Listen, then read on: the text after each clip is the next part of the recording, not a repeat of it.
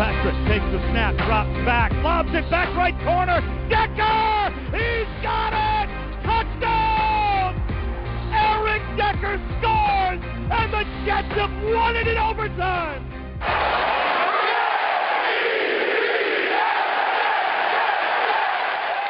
This is the Jet Take with Ben Blessington and Kyle Fahey. Welcome back to another episode of the Jet Take. I'm your host, Ben Blessington. My apologies. Last week I was getting over something, a little flu, and Kyle did the one-man show, so thanks to him. We got a lot to talk about tonight. Obviously, we got to discuss the putrid performance against the Kansas City Chiefs, and we'll look forward to this Sunday's game against the Seattle Seahawks, a whiteout. Although it is supposed to rain and be, having thunderstorms all day. So I'm not sure how much of a whiteout it's going to be. So we'll get to all of that. And again, thanks to Kyle, and we'll bring him on in just a second. As always, you can follow us on Twitter at the Jet Take. And we're all over the place as we're on Instagram, SoundCloud, obviously iTunes, iHeartRadio. So you can follow us there. And we also have a very special guest who we're going to bring on in just a matter of moments. SNY analyst and former New York Jets player Erik Coleman will be coming on the show in just a few. So I guess now I have to bring on my co-host who did a tremendous job hosting the show last week. So Kyle Fahey, you're on. Here comes the money. Here we go. Money talk. Here comes the money. Money, money, money, Dollar, dollar. Dollar, dollar. How's it going, Mr. Money?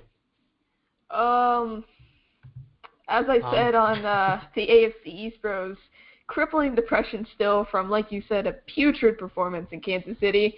Right now, we got to look ahead. We got a special caller on the line, hopefully brighten our moods a little, even though we're almost a week removed. But besides that, pretty good, Ben. All right, well, as you said, Erik Coleman is on the line, so we're going to go ahead and bring him on. Erik, how you doing today, man? I'm doing great. How are you guys?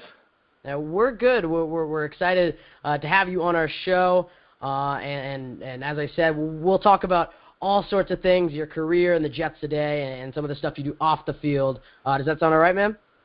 That sounds great. All right. Well, let's start with the Jets today. Obviously, I'm going to assume you saw the Jets versus Chiefs game, which was not a very pretty one.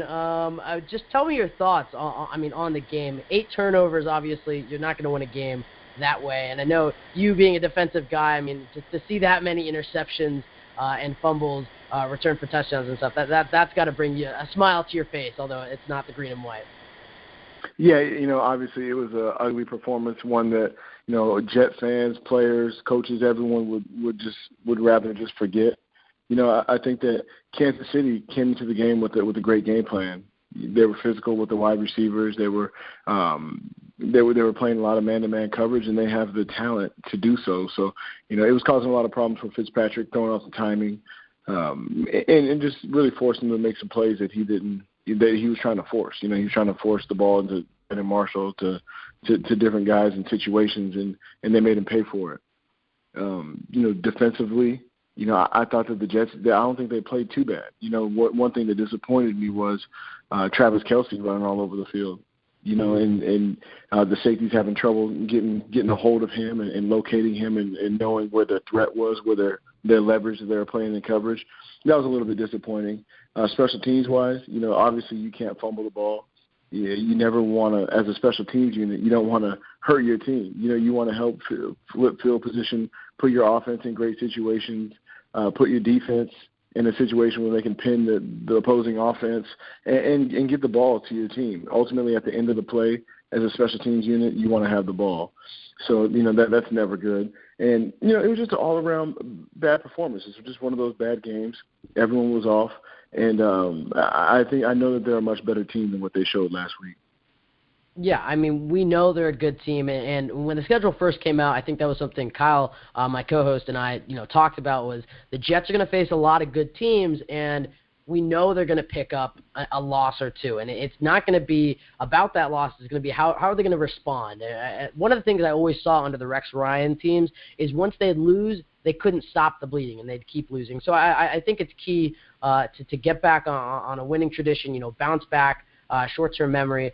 And as a player, what would you do in this locker room if you're a corner after, I mean, obviously the scoreboard indicates it was closer than it really was.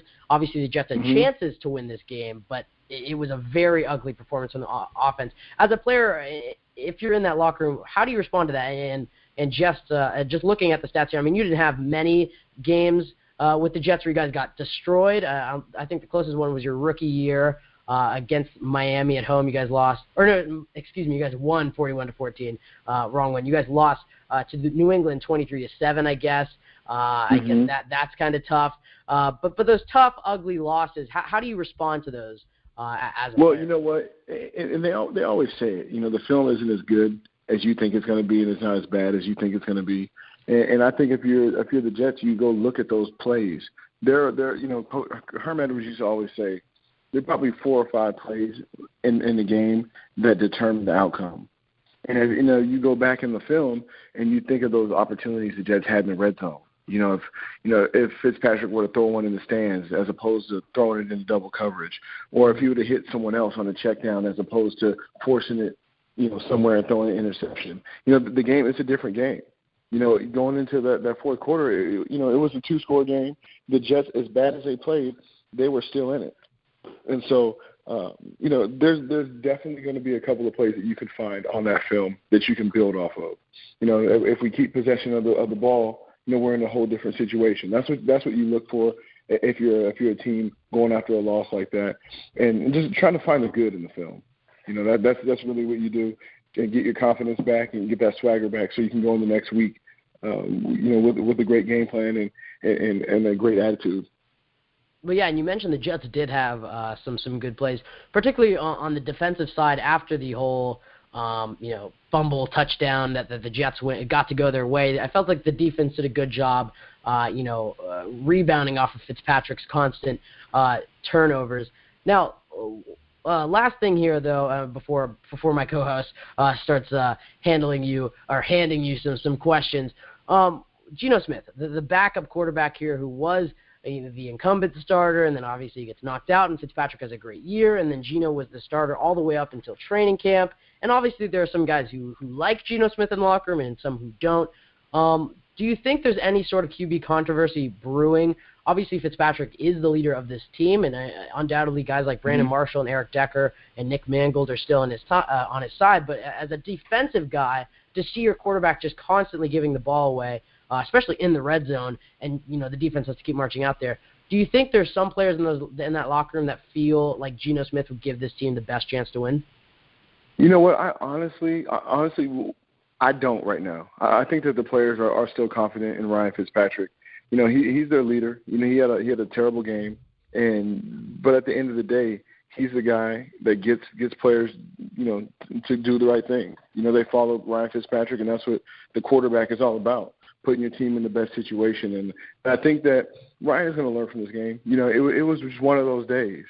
You know, everyone has, you know, when they go play golf, you know, you don't hit the ball straight. You go play basketball, you're 0 for 15. You know, you see Kobe Bryant missing all kinds of shots, and that's just what kind of game Ryan Fitzpatrick had. And I think that he will bounce back, and you'll see a lot. People will judge a lot by how he bounces back, like you said at the beginning of the show. It's all about what do you do after you play bad. And I think Ryan is smart enough, and he can make those corrections, and he will. So the players still believe in Ryan. I think that he puts them in the best position to win. And, you know, Geno's just going to have to be patient and continue to prepare as a starter. And if he gets an opportunity, he has to make sure he's ready. Because, you know, a lot of the times when guys are in a backup situation, you know, they sit there and mope and they talk about how they should be playing, but while they're doing that, they're not really preparing to play. And if you're not prepared, when you get called upon, then you make yourself look bad. And I think that's what he did last year. You know, when called upon, he didn't really take advantage of the opportunities. I think that he has to continue to work and prepare as a starter. But right now, I think Ryan Fitzpatrick puts him in the best situation. Yeah, hi, Eric. First of all, thanks for coming on the show. It's Kyle here. It's an honor to have you on. Now, on the other side of the ball, defensive side, we've seen Darrelle Revis struggle throughout the year, whether it be against A.J. Green, you know, Jared Macklin this week, and just guys, Chris Conley a little. as a defensive back yourself, what advice would you give Darrelle Revis at this point? Well, I think Darrelle played a pretty good game last week. The first couple of games, I know that he had a couple of technique errors. And Darrelle is a technician. He's one of the best at the line of scrimmage. He's been that way since I played with him as a rookie. I was always impressed at how patient he was at the line of scrimmage. A lot of corners, when they get up in press coverage, when the receiver starts moving, they get nervous and they start backing up and giving ground.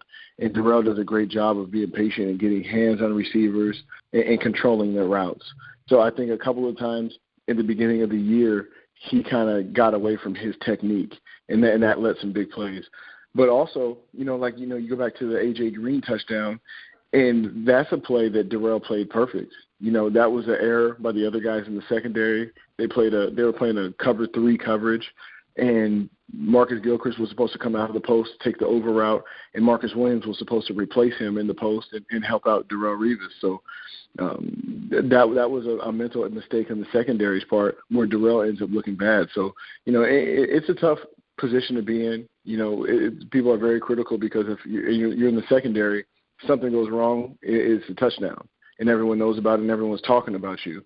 Whereas other positions, there's people there to make up for you. So I don't think Darrelle's playing as bad as people think he is. And I think that if he stays the course and continues to play within himself, he's going to have a good year. Well, yeah, and watching him, obviously because he's Darrelle Revis, I think it's more notable when he gets beat for a touchdown. And as you mentioned, the Cincinnati game wasn't necessarily his fault, except, the Marcus Goodwin one, and obviously Goodwin is an Olympic sprinter. He just beat him down the sideline and stuff. Do you think Darrelle, because he missed a lot of the offseason with his wrist injury, do you think he's just a little out of shape? Because it was hard for him to get workouts and recovering from that wrist injury, or do you think it's just age, or just bad luck? How would you analyze what the flaw is in Darrelle Revis's game right now, if you can? Well, you know what? It's a funny thing. When you get older, you rely more on your technique, and when your technique, as a young player, you focus on your technique. But if you make a mistake, a lot of times you have the speed to make up for it, or you have the quickness to make up for it. But when you get older, you rely on that more. And I think that once you fall from that, big plays happen. And on that Goodwin touchdown, Darrelle was playing a cover 3 because he got caught with his eyes in the backfield, and then by the time it was time to run, Goodwin had a full head of steam and better athlete. He's a sprinter. He's an Olympic sprinter, so you're not going to catch him. So I think that he just has to focus on his technique, and he'll put himself in good positions and be that Pro Bowl corner that the Jets love to have. Yeah, continuing on with the corners on the Jets, a guy who we saw this week make a big play for the Jets on the defensive side of the ball was rookie Justin Burris. I don't know how much you've seen of him, but, just based on what we've seen from preseason and the few snaps he's gotten in the regular season, the kid's definitely got a lot of talent. What do you see coming from Justin Burris here? He's one of these young guys that can definitely learn from guys like Darrelle Revis and possibly become one of the better corners in the game. Yeah, he definitely can learn from playing with some of the veteran corners that he has. But the thing I like about Justin Burris is he plays with a lot of heart. He's not scared. When I say scared, he's not hesitant to jump out. He's not afraid to take the risk and to make a big play. And that takes a lot of heart, and it takes a lot of confidence. And I think that he plays with the confidence at the corner position. He plays the deep ball very well. You see a lot of times they try to go deep on him because he's a rookie. He'll knock the pass down, have great technique, have one arm around the receiver, the other one knocking the pass down. I think he does a good job of playing within himself, and he definitely has a bright future ahead of him. Yeah, continuing on with just young players with the Jets right now, who's a young player that you're really excited to see coming forth throughout the rest of the season? We've seen a little bit of Jalen Marshall. We saw a little bit of Robbie Anderson in the Kansas City game. Who are the guys that you're really excited to see? Well, I'm a defensive guy. So, I've been impressed with Darren Lee. His energy, his athleticism has really shown when he's out there on the field. He has made mistakes. He's a young player, but he makes the mistakes going 100 miles an hour. So you can't really tell, and he makes up for it with his effort, and his attitude is just infectious. I think that the defense needs some youth and he really provides that. Also, I'm looking for Jordan Jenkins. I want to see what Jordan Jenkins, can bring to the table. I know he has some injuries that he was battling, and I would like to see him, at full speed contributing to this team. So I'm excited for Darren Lee and Jordan Jenkins. All right. Well, Erik, thanks. We'll come back to the current Jets probably towards the end as we talk a little bit about Seattle. But let's go back to your playing days.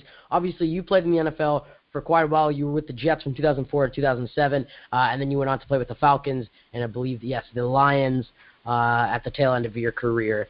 Let's just start off. Who is the biggest mentor for you with your time with the Jets?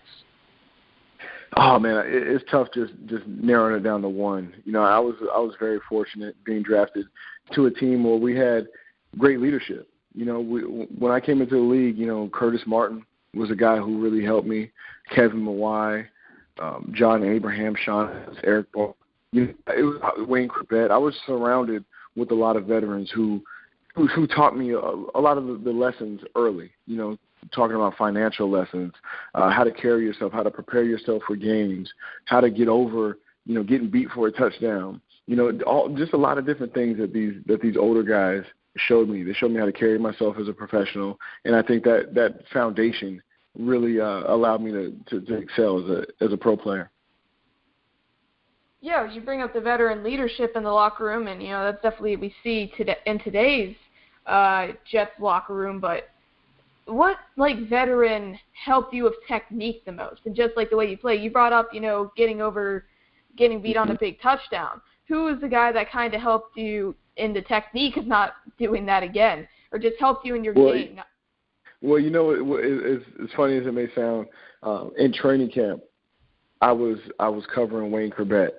And, I was pretty good in coverage as a safety. I played corner a little bit in college, so I took pride in my coverage skills. And Wayne Corbett was wearing me out. He would catch every ball on me, and it was very frustrating. He saw how frustrated I was. So, he pulled me to the side and told me, he said, what your problem is? And I said, no, well, what am I doing wrong? And he said, you're looking at the wrong place. I was looking at, when he's running his route at me, I was looking at his eyes. And if you guys remember how Wayne Corbett runs, his head is wobbling to the side, his arms are flailing, and I'm looking at his eyes, and he's controlling me with his eyes. As a defensive back, you're supposed to look at the waistband, because wherever the waist goes, that's where the person is going. And I was kind of getting outside of my technique, and he just kept beating me. And so he made me realize what I was doing wrong, and then I was back to being the cover man that I was. But, him, Terrell Buckley, Reggie Tongue was a guy who I played with who helped me out a lot. He was probably in his 10th or 11th year when I was a rookie. So he helped me a lot as far as what to look at as a safety. I really had some good people around me. So I was very blessed. Mm-hmm. And Erik, you were definitely on some good Jets teams and some that definitely had a few painful moments. I think I know the answer to this, at least from a fan perspective, but what was the most painful loss that you had on your time with the Jets? Oh, man. Well, I would easily say my rookie year at Pittsburgh in the playoffs. That was a game we went to overtime, and we all thought we were winning. We had two opportunities to kick field goals to win the game, but not to blame it on the field goal kicker, because I know that there were plenty of things in that game where we could have done better, to put ourselves in a better position. But at the end of the game, that was just tough. It was tough to go out that way. I thought we had a great team that could make a Super Bowl run, and we all thought that way. And unfortunately, our season ended early. Just like 31 other teams, their season all ends too early. Yeah, obviously not on the same scale, but the Jets' Week 1 game, you could argue, came down to their kicker. I mean, obviously the Jets shot themselves in the foot a few times in both cases, and one was in the playoffs. But, I mean, in the locker room after the game, are players kind of just, really pissed at the kicker, or do you just try to, he had an off day, and we did some other stuff? It's a few years removed from the situation. So yeah, well, typically, you don't really point the blame, but I remember a couple of guys going at a kicker after that game. Guys were pretty frustrated. They had, guys some guys were already thinking that we won the game, before the kick was done. But, it was terrible weather. I don't know if you guys remember playing, being in Pittsburgh, but, that field is in terrible shape. We're in the playoffs. We're talking about playing in January, Pittsburgh. The field is in bad shape. It was windy. It was very tough conditions for a kicker. But, some players were frustrated with him and let him know it. And, that was my first and only time seeing someone kind of go at a kicker, go at an individual player, after a game. But, it's just frustration. You guys had a lot of high hopes. And, at the end of the day, we have a lot of respect for one another. Yeah, I mean, you got to stay bonded together as a team. And, hopefully the Jets can do that. I know we just had that really bad loss, like we said a couple of times. But hopefully the veteran leadership takes over. Now, switching sides. When you kind of became the veteran in the locker room, you were no longer in your rookie year, who was the young guy that you would teach and that you would mentor and you think actually panned out? I try to help out everyone. I was always try to be a leader in the locker room, even as a rookie. Players who I would probably say I helped out. I helped out Kerry Rhodes, as a rookie, helping him out what to look for in a defense, what to look for out of an offense, how they're attacking you. I would like to say I helped Darrelle Revis, but he was already polished before he got, to the Jets. I just try to be a mentor to guys on the team. Whether you played offense, defense, or not, a lot of people would come to me about life situations. They're part of being a football player. One of the toughest parts is dealing with family, dealing with off the field issues. How do you manage your time? How do you know what to eat? How do you make sure you're not partying too much and not focusing on football? Those are all lessons that you learn as a young player and try to pass those forward to the younger generation.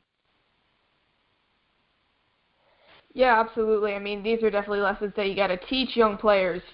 And, you mentioned health a little bit, and I'm pretty sure you've been involved in some health now, and, you're retired for a little bit.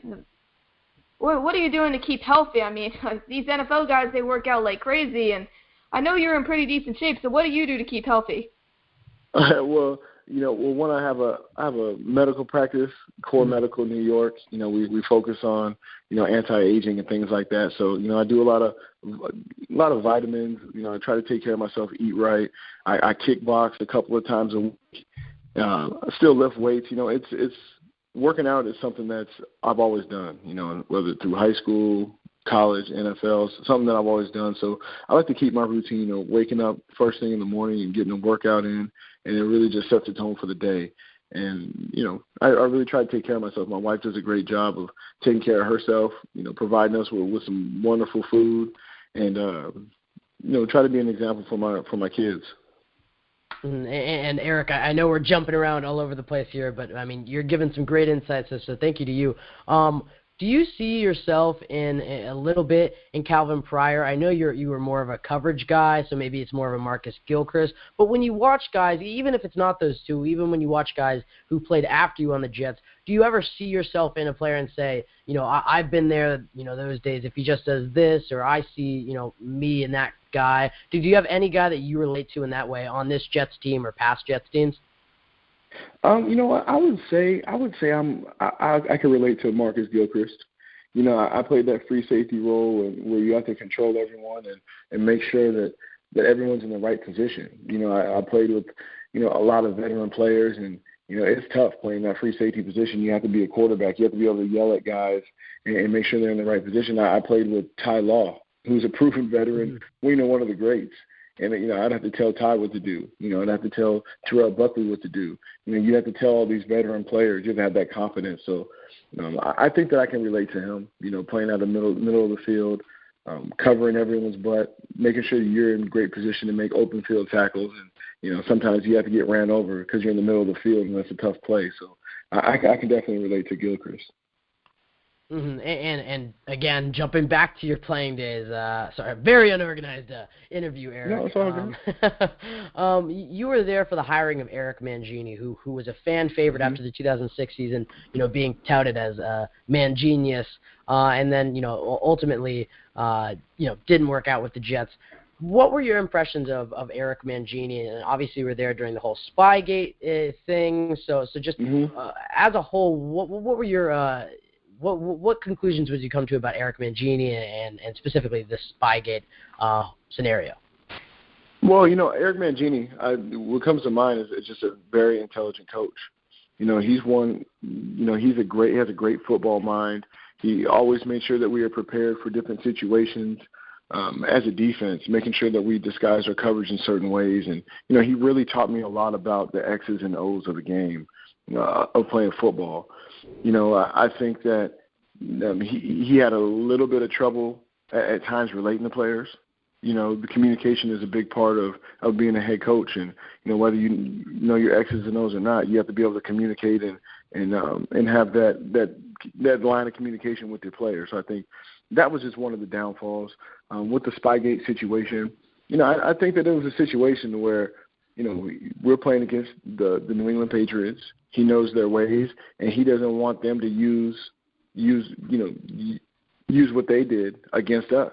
I really don't think that he meant to blow it out of proportion and just be a tattletale. I think that he just wanted them to not do that to us. He's protecting his team. He's paid to be the coach of the New York Jets. He's paid to win games. And if a team is cheating, you definitely don't want them to do it against you. So, I don't think that he had any ill intent, behind that. And I think it got blown out of proportion.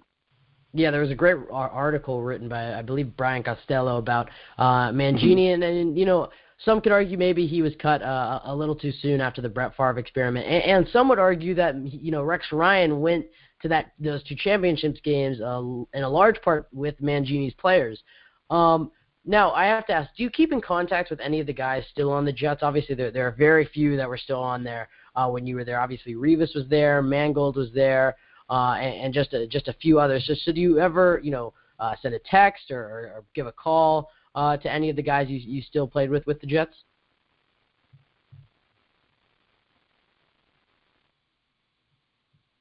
Oop, did we lose Eric? Yeah, we lost Eric for a little bit, so we'll make sure he calls back in just a second. So Kyle, just any thoughts on what he said while we get him back on the line? Yeah, he was definitely giving some great insight, and we were absolutely not done. We have tons more questions for him. Trust us, guys. So stick around. What I liked, and I honestly totally forgot about that, Darrelle Revis was there with him. I forgot how old he was. I'm not taking any shots, but he's played with some of the best to ever play the position at the cornerbacks. I mean, Ty Law was with us towards the latter end of his career, but still one of the better corners of all time. Obviously, Revis, what he's evolved into throughout his career. Kerry Rhodes, considered one of the Jets, all-time great players. I mean, definitely a fan favorite. Nick Mangold, future Hall of Famer in my mind. He's played with some pretty great guys, and he's obviously really good himself. I mean, that Eric Mangini did a fantastic job at assembling the majority of the team, and I think Rex Ryan definitely did capitalize off of that. Yeah, I wouldn't be opposed to bringing back Mangini in some sort of front office role. I mean, obviously, I don't think it would ever happen just because of how he left New York and stuff. But if you read that article, I mean, he was really against the Brett Favre thing. And the other thing that Eric said that really stood out to me was when he was talking about the Pittsburgh game. And obviously, Kyle, you were very young, and I don't think you remember it at all. I vaguely remember it because just of how angry my dad was after that game, and Eric's phone died, by the way. So we'll see if he has any way of getting it back before we end the show at 10, I believe. But yeah, just the environment after the game, talking to the kicker in the locker room, because I mean a lot of Jets fans were angry at Nick Folk, and you can only imagine how angry they'd be at Doug Bryan years ago when they had a very talented team. So yeah, we're gonna bring back Erik Coleman in a few. Probably towards the end of the show, so I guess we get 30 minutes at the beginning, and we'll probably come back on around 9:30. So Kyle, anything you want to talk about before we get the caller going? Ben, I'm gonna be honest. I'm gonna go a little off schedule because I just want to get it out of my system, get all the anger and depression that's built up inside of me. I just want to talk about the Kansas City Chiefs game with you, maybe break down some film, if that's okay with you. Yeah, go ahead. Okay. Where do I even begin, then? He's got to get himself prepped. Where do I even begin? I've heard of pick sixes. I've never heard of 6 picks. That's... How long have you been sitting on that line, Kyle? It's my username for tonight. If I know you can see the broadcaster setup. That's my username. Just a horrendous performance on offense from the New York Jets, and Chan Gailey, Todd Bowles, Ryan Fitzpatrick, hell, even throw Brandon Marshall in there because he was a non-factor, primarily because of Ryan Fitzpatrick, but just a terrible game. I mean, we executed almost nothing on offense to the point where we were able to capitalize on it. What really bothers me, Ben, this defense only gave up like 10 points. All right, I could even argue 7. The defense did their job. I mean, Tyler Eifert got his catches. You expect that. He's one of the elite tight ends in the league, at least in my opinion. He is a threat. You have to game plan for him. I don't think we did that well, but at the end of the day, I mean, he's still going to get his catches just like A.J. Green. Besides that, the defense did their job. I mean, we applied pretty decent pressure for the most of the game. We held them on a key 4th down where Andy Reid, just idiotic to go for it. Basically gave the Jets another opportunity into the game. Well, I mean, he was trying to finish it up. And just, yeah, he was trying to finish it up. Just to cut in here, and just to prove your point even more, if I'm not mistaken, every single Chiefs point was off of a Jet turnover because... Yeah, because Ryan Fitzpatrick had the interception, and that led to the touchdown, and the field goal, I believe, was by the fumble of Bilal Powell. Bilal Powell, yeah. So the Jets gave the Chiefs all 24 points. And so you can make the argument that the Jets should have won this game, but I wouldn't even use that because I think you can say the Jets could have easily won this game. It's probably the better way of putting it. The Jets had so many opportunities, and to say, the defense was probably the thing I was most worried about. The offense I wasn't too worried about going into the game. Yep. And the defense held its own. I mean, Revis looked good. I think he gave up a 3rd down, which was for like 10 yards, but that was like the only pass that was completed on him. The front 7 is still struggling with getting pressure on QBs, and that's probably the only flaw they had. And I don't know how they can go from 8 sacks one week to just 0. And this was going against a very, very beat up Kansas City interior line. And it's just Darren very Lee, confusing. Yeah, and don't worry, Kyle, you'll be able to get like 10 minutes without me talking. We'll see. But Darren Lee looked really good. Jordan Jenkins, I thought, did a good job of just, Competent. holding his own at an outside linebacker position. So the Jets defense looked very, solid. Yeah, competent, I think is the word to use. And if the Jets aren't turning the ball over 8 times, you can make the argument that they're only allowing 10 points maybe. And on the stat sheet, it should be 0. So the Jets defense I'm not as worried about. Obviously, they're going up against a more talented Seattle offense who could be out without Russell Wilson. Obviously, I think he'll play. He will play. He will play. But, you never know. Well, at least you can say I'm not sure about Jimmy Graham, though. Jimmy Graham could be hurt, Tyler Lockett. But at least you can say Russell Wilson's leg shouldn't be too much of a factor because, 1, he's a little hurt, and so he's going to be less mobile. And 2, I'm going to guarantee you they're not calling any designed quarterback, with Deron Lee out there. Yeah, with Deron Lee out there. So if the Jets can keep Russell Wilson contained and make him beat you with his arm, the defense which should he be in a very usually good can't position. do. The offense has got to struggle, and I'll let you tackle everything else, and I'll give my take on the offense later. So go ahead, Kyle. And you brought up Deron Lee or Darren Lee. I still don't know how you pronounce his name. He has been my MVP so far. I don't know about you, Ben. This kid has been phenomenal for us. All right? You may not see it on the stat sheet. If you're watching the field, if you're intent, you're watching, NFL Game Pass like me, you, Kyle, Edward, we all do. All right? He has been phenomenal for us. He has amazing closing speed. He's a lot more physical than anybody thought. He leads the team in tackles with, I believe, 22.5. 17 of them solo, may I add, which is very impressive for a rookie. He's got half a sack. I would hope that would get a lot better. But just very, very good from Deron Lee. At the point in the game where Tyler Eifert was getting open, that was not when Deron Lee was covering him. Deron Lee in the second half did a phenomenal job. Did I say Tyler Eifert? Yeah, I believe you did. Yeah. Travis Kelce. Travis Kelce, I'm sorry. I get them confused all the time. Travis Kelce he just wasn't getting open when Deron Lee was in the middle of the field because they had to respect him. All right, just amazing play by Deron Lee so far. But going back to the offense, what really makes me mad about this game, Ben, and we were FaceTiming throughout this whole thing. The second half, at least, until Fitz started throwing picks, and then we just went. All the swears started flying. I mean, it was... Kyle, what was your reaction when Fitz threw that first pick and I just lost it? And keep in mind, I was getting over something, and I still kind of am, so I couldn't even hit the octaves that I normally want. Because I was pretty calm for this game, and it was just like once they hit 4 interceptions, I was just numb to it. I was just, Fitz threw another pick. Mm-hmm. Like after that first one, though, Kyle couldn't attest. Kyle, what were your thoughts when I was just going ape? I was like... I dropped my phone, but I still had my headphones in, so I could, like, hear you screaming distantly in the background. Because you were, like, running all around. What the? Was that? How type of throw was so why the is he throwing in a triple coverage to Jalen Marshall? It was a very emotional game. It was phenomenal, and what really kills us the most, Ben, 17-3, all right? Back-to-back red zone trips within the 10-yard line, ladies and gentlemen.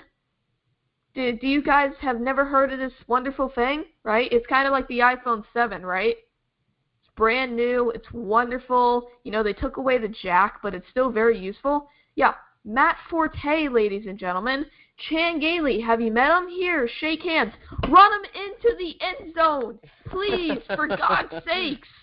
Don't have Ryan Fitzpatrick running these pre-snap stupid adjustments that just drives me crazy. You're not supposed to be running a play that you want man coverage in when you got zone coverage in the end zone. This just Chan Gailey, like I said, has become a senile old man. All right, he has no idea what he's doing in these past couple. No, God. Yes. No, God, please, no.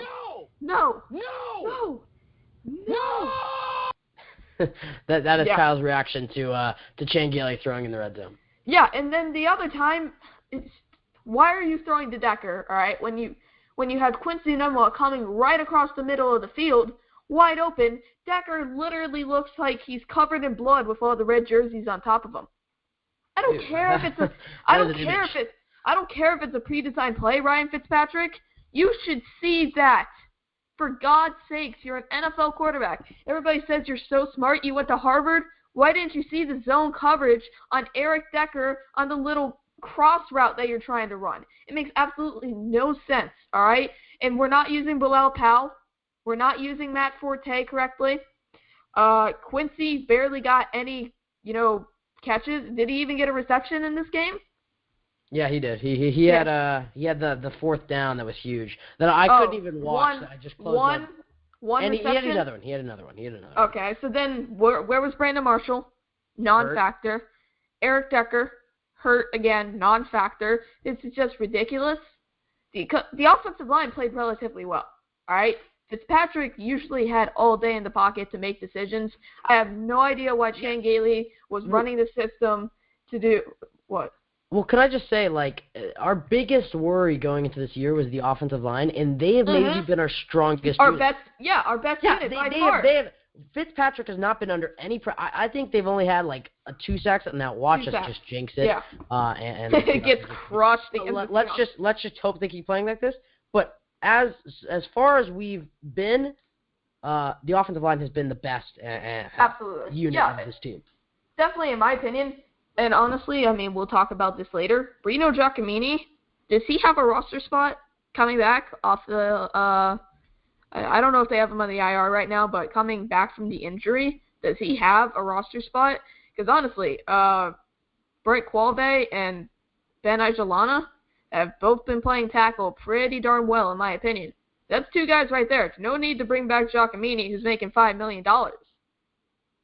Why not just let him go? He wasn't playing better. Ajalana was literally the missing key to this, and now let's not jinx it. But so far they played very well. But yeah, I mean, Fitzpatrick has all day.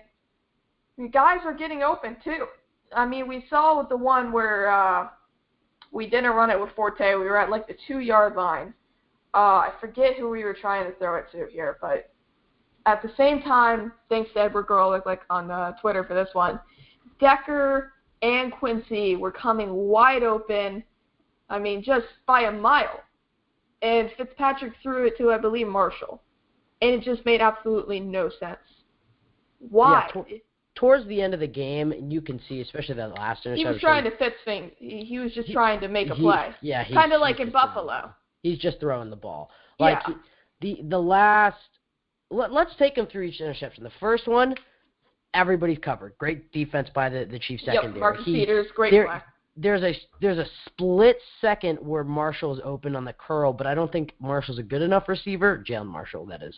And they don't have that chemistry probably to make that play. If he throws it inside or outside, I guess, towards the sideline a little more and low. He possibly could have caught it.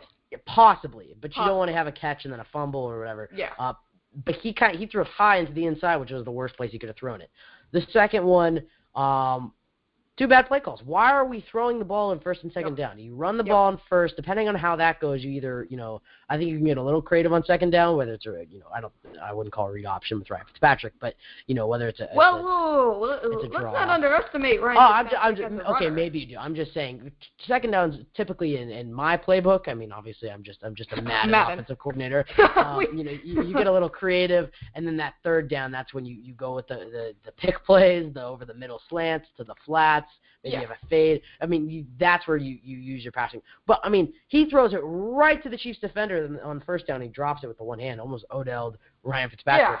And then the second one, I mean, what is he doing? When CBS went to the angle of behind the back, and you could see, and we're going to get to the calls here in just a second because we're going to bring back Eric in 45 minutes. And so we got to get through all these callers and then bring on our guest.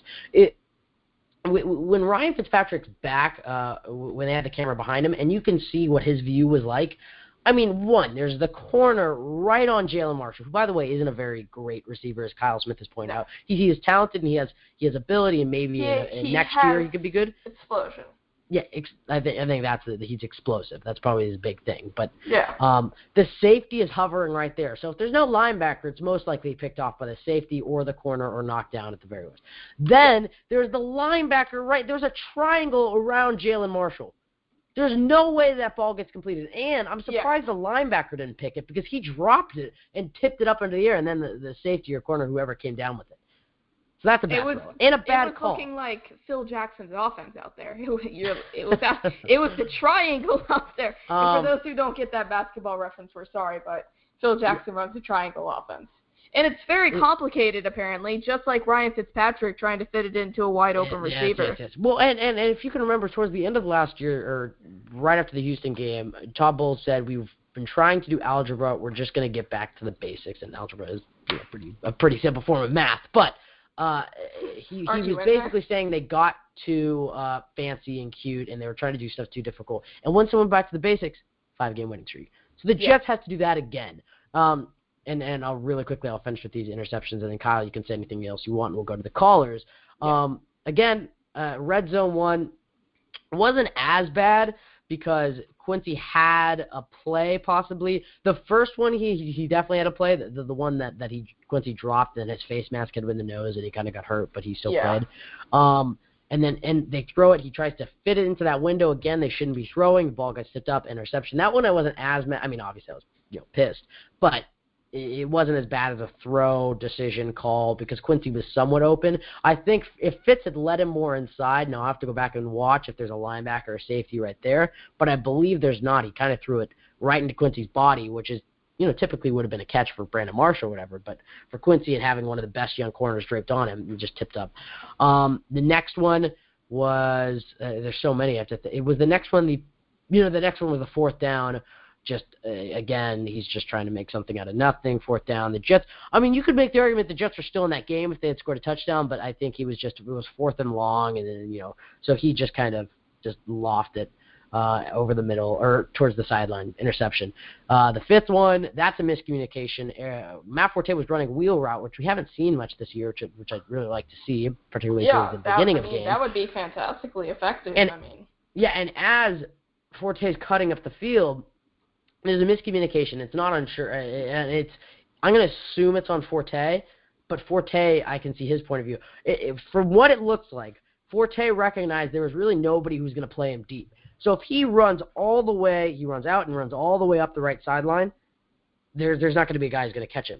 But I'm going to guess the play was just designed for him to just run and then, run 10 yards up the field if Fitz throws. He runs 10 yards up the field, and when he's around 5 or so, Fitz throws it as a design, and Forte keeps running, and then the linebacker's just sitting there who is backpedaling trying to get Forte, and then all of a sudden realize, the ball's right here. So miscommunication, and then the last one is just a horrible throw. So, most of those interceptions are on Fitz. I would say all of them except the Forte one. And again, all interceptions are on quarterbacks, but that last one, the Forte one, was the only one I was like, he actually has a reasonable excuse for that one. But putrid effort from Fitz. The wide receivers, for as good as they are, were not getting open. It's tough. The wide receivers weren't getting open. Fitz was throwing bad. The offensive line looked solid. And we haven't even gotten to the addition of Austin Seferian-Jenkins, so we're going to get to that. I was just about to bring that up. Well, let's go to the callers, Kyle, and then we can continue this topic. We really need to. Kyle doesn't even like the callers. Our first caller of the night is Gangrene David. Let me go find his theme song. My least favorite. We joke, of course.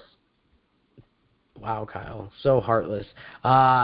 If you're wearing headphones, I warn you to turn down your volume for David's theme song. Turn down for what? Kyle, you're just the worst. Gangrene David, you are on. I'm going to sing this. Please don't. Here comes the. Y'all don't really want it like. Here comes the. We don't need to break anymore. God. David, how are you doing, man? Mr. Ben, Mr. Kyle, how are you guys doing? I feel like I was at a NASCAR race right there. Another reference, Kyle. David, how are you doing, man? I mean, obviously, I'm going to assume you watched that Jets-Chiefs game, and it was not very good. What were your thoughts on the Chiefs game? Ryan Fitzpatrick, a man who has given us so much controversy over the offseason with his contract, gave controversy with the media, the fans, and the organization. We give him that $12 million contract, and what does he do? He goes out there and throws 6 interceptions. Are you kidding me? That is by far the most unbelievable performance I've seen from Ryan Fitzpatrick. And this is a guy who has come off one of the best performances of his career, won AFC Offensive Player of the Week, and what happens? This? Honestly, the most unbelievable, worst football game I have ever watched since that butt fumble game on Thanksgiving. Clueless throwing by Ryan Fitzpatrick, clueless play calling by Chan Gailey. Highly unbelievable. It was just hard to watch.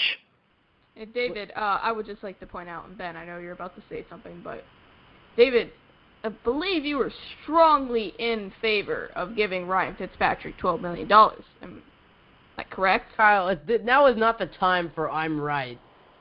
Kyle, it's one game. No. I wanted Ryan Fitzpatrick back, just not at that price.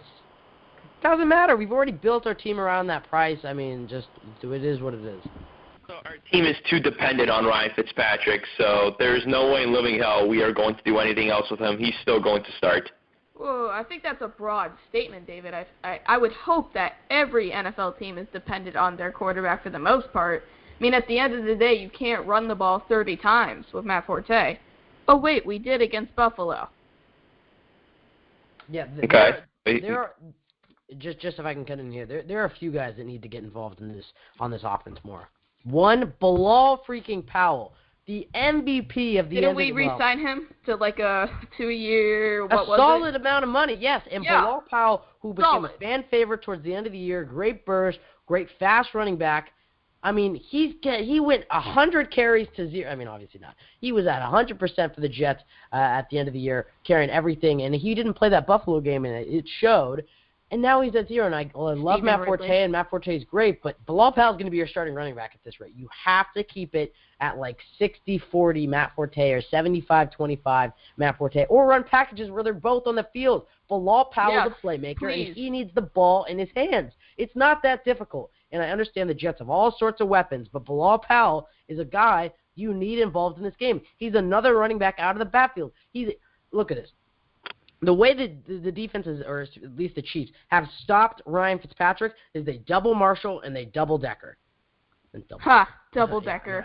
I got it too, Kyle. Yeah. So guys like Quincy Enunwa, guys like the upcoming Austin Safarian-Jenkins, guys like Forte out of the backfield, Powell out of the backfield, those are the guys who the Jets are going to have to lean on. Now, I mentioned Decker, double Decker. He needs to get more involved. He's on pace for 48 catches this year. 48! This is the guy that should be having 100 catches in a season. So Chan Gailey and Ryan Fitzpatrick have to find ways to get Eric Decker involved. In the red zone, he's a huge threat. How many red zone touchdowns did he have last year? And I get Brandon Marshall's the big-bodied, red zone mercy. Eric Decker, over the middle on pick plays, on the play against New England, is a red zone beast. Get him involved. And Brandon Marshall, he's playing hurt. He's playing injured. He's double covered. Everybody knows Ryan Fitzpatrick wants to throw him the ball. You're going to have to get creative to feed him the ball. Your other playmakers like Quincy, Decker, Austin Safarian-Jenkins, Forte, and Powell are going to at least have to relieve that. So the defenses are like, okay, we have to go, double cover these guys, and then Brandon Marshall can get open. Or you're going to have to call some creative routes. Fitz cannot keep forcing it to Marshall. If he's not open, you can't throw it to him. That's on play calling. I don't blame Fitz for trying to force it to Marshall. I know he wants to get in the ball, but the constant, he's double covered, and Fitz is just rifling it in there like there's no tomorrow. This is on Chan Gailey, and this is on Ryan Fitzpatrick. Chan needs to call more creative plays for Brandon Marshall, and Fitz needs to not force it if it's not there. I know Brandon's going to make a play, but he's playing hurt. And I said it when it happened. But Brandon Marshall losing weight, if anything, hurt the Jets. Yeah, it hurt him. Well, I mean, he's more likely to get hurt. He's not any faster. Obviously, he's fast, but he's not that type of guy. He's a big body receiver. And the opposite goes for Lorenzo Mauldin, to just suddenly change topics. And Kyle, I'll let you to get your 5 minutes of rant in. But Lorenzo Mauldin, you gain weight.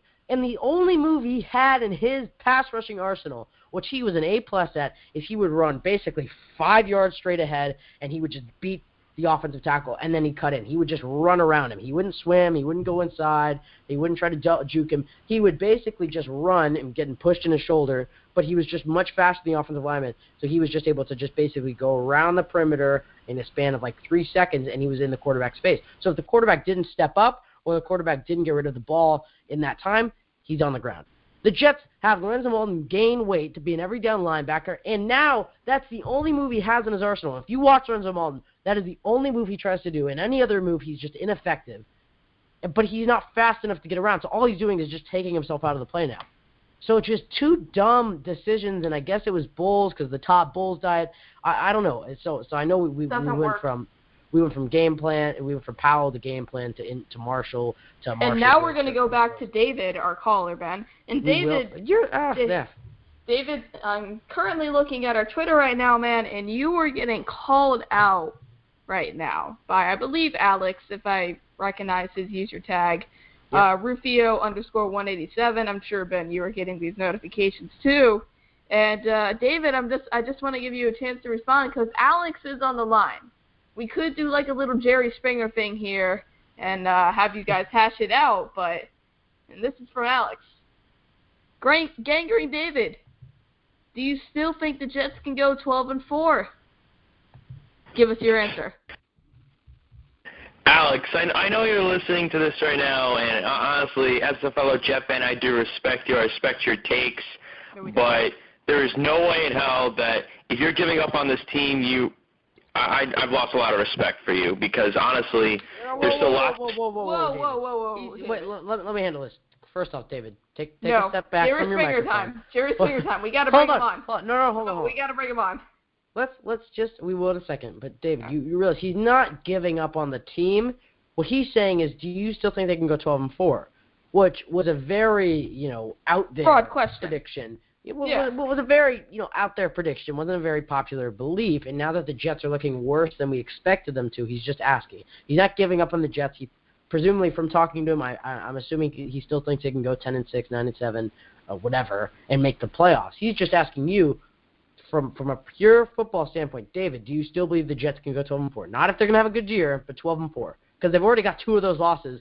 So do you think they're going to go, whatever, we're 12-2 the rest of the year? And remember, we got to play Brady, Patriots 2 more times, Rex Ryan, Bills, our schedule, Pittsburgh Steelers, Seattle Seahawks. I mean, our schedule is Arizona that much of a threat? I mean, we've seen them play this year. It's not been that impressive. The Fahey jinx is awful. Kyle, just say negative things about the Jets, because when you do, they play well. The next 3 games are the toughest games on the schedule. Home for Seattle and Arizona, or in Pittsburgh and then in Arizona. But after that, it eases up. So, anyways, David, that was a long-winded way of asking you. Do you still think the Jets can go 12-4? All I'm saying is the offense better get their act together, because this offense has... Dodging the question. 12-4? That's what I'm saying. The offense gets their act together, I think they can go 12-4, because this team has lots of talent to go up against these tough teams, upset them, and then our schedule goes downhill from there. So... David. No, that's like me saying if I pick the right lottery numbers, I'll become a millionaire. You're dodging the question. I want a prediction right now. Are they going to go 12-4? Right now, on the spot. Yes. I think they can still go 12. Hell no. To the no. Hell to the no. Hell to the no. We have people on Twitter demanding Jerry Springer right now. I think we need to make this happen. All right, Alex, you are on the line. I have to go find his theme song. If I can go find his theme song, just there it is. Alex, you're on the line, man.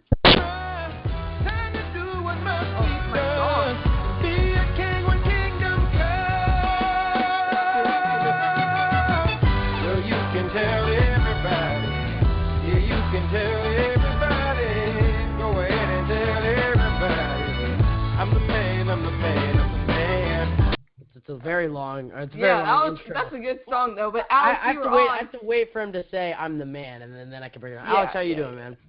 Gentlemen, fellas, Gangrene David, how we doing? Oh, doing good. Now, Alex, would you like to say anything to Gangrene David about his predictions, and what are your thoughts on the Jets' record predictions for the rest of the year? Well, I think, I stuck with my 9-7 to 10-6 and maybe falling short of the playoffs. But, I remember what David said, 12-4 Super Bowl. I just wanted to know if the man still felt that way. I still do feel that way, Alex. I do. All right. Well, your lips to God's ears. Let's go, Jets. I just choked. I just choked on my. Sorry, I couldn't hear that. I don't know if anybody was able to hear that. No, I couldn't hear that at all. Kyle, stay alive. Now, Alex, let's get your thoughts on this Chiefs game. Obviously, the defense held their own, especially in the second half. But, I mean, really, if you think about the entire game, they only gave up points and the Jets turned the ball over. So let's talk about the offense. And Ryan Fitzpatrick, do you think, and we'll ask this to Alex and then we'll ask this to David, and then we'll keep going, and then we'll have to move on to our next caller. Are we going to have to separate you guys, though? No. I mean, we have security guards ready. Do you think Geno Smith, I'm asking the question, do you think Geno Smith will be the starting quarterback in 3 weeks? Alex, I'll start with you. No. Absolutely not. Por qué? Well, I mean, you paid the man $12 million. You're going to ride this pony out. He threw 6 picks last game, and they didn't pull him. So, Gailey said he's not worried about that game, and he's just going to go forward with Fitzpatrick until he forces them to do so. Really going all out on the theme songs tonight. Well, let me ask you this. If they win, actually, let's say this. If they lose to Seattle, they win in Pittsburgh, and then lose to Arizona. Negative Nancy. So now they're 1-4, or 2-4, excuse me, and let's say he has not looked good in any of those games. Does that change your opinion at all? Because at 2-4 and the Jets hitting their easiest part of the schedule, they can still rally the troops and and win a few games because I believe they play the Ravens. That's a winnable game. The Browns, that's a winnable game. The Dolphins, that's a winnable game. The Rams, that's a winnable. So if they stop the bleeding and they're 2-4, 1-5, whatever, they can still rally. So at that point, would you make a change, or are you still saying ride the Ryan Fitzpatrick ship out? I think you ride through it. Gerald Hodgins inside the 10, and he is in for the pick six, and a nightmare start for Geno Smith and the Jets. Just want to let that sink in. No, is that just going to happen every week? Alex, yeah. What is your take? And then we're going to go to David. Well, if it does occur to a 1-6 or 2-4, situation, you get what you paid for. You paid this man $12 million after you waited, the entire holdout situation. So Geno's not the guy that they want for the future. It's obviously Petty or Hackenberg after Fitz goes. So I say, if it is to a point where we're still losing, maybe week 10 you make the switch, maybe week 11, but you paid for Fitz. This is what we got to do. David, what's your take on this scenario? If Fitz doesn't play well in the next 3 games, the hardest 3 of our schedule, and the Jets are 1-2 in those games, leaving them at 2-4, if I'm not mistaken, are you benching Fitz at a point in the season where the Jets can still win and still go to the playoffs? In this scenario, it's evident that Ryan Fitzpatrick is holding them back. The receivers are getting open. The offensive line is doing their job. The defense looks great. It's Ryan Fitzpatrick is throwing bad interceptions. His arm looks dead. Are you switching to Geno? And take a step back from your phone. Just a little. Give your phone a little inch. Sounds like you're talking through a potato. I actually have to agree with Alex here. Alex made some great points. This is a man who has given us lots of controversy about his contract ever since the free agency period, and we finally give him that $12 million, and we're not wasting that money just so he could sit on the bench. And besides, even our 3 key players, Brandon Marshall, Nick Mangold, Eric Decker, they wanted him back more than any of us, and now you're just going to sit him on the bench? Come on. There's still lots of season for him to redeem himself, especially since the downhill stretch we have after week 6 against Arizona. There's no way in hell we're going to bench Fitz. I don't think that's going to happen. You know who we haven't brought up, guys, in this quarterback situation? We brought up Fitz, we brought up Geno. Oh, God. One guy we haven't brought up, this guy. Bryce Petty. Oh, wow. Okay. Great soundbite, Kyle. Your voice was about 3 octaves higher. Yeah.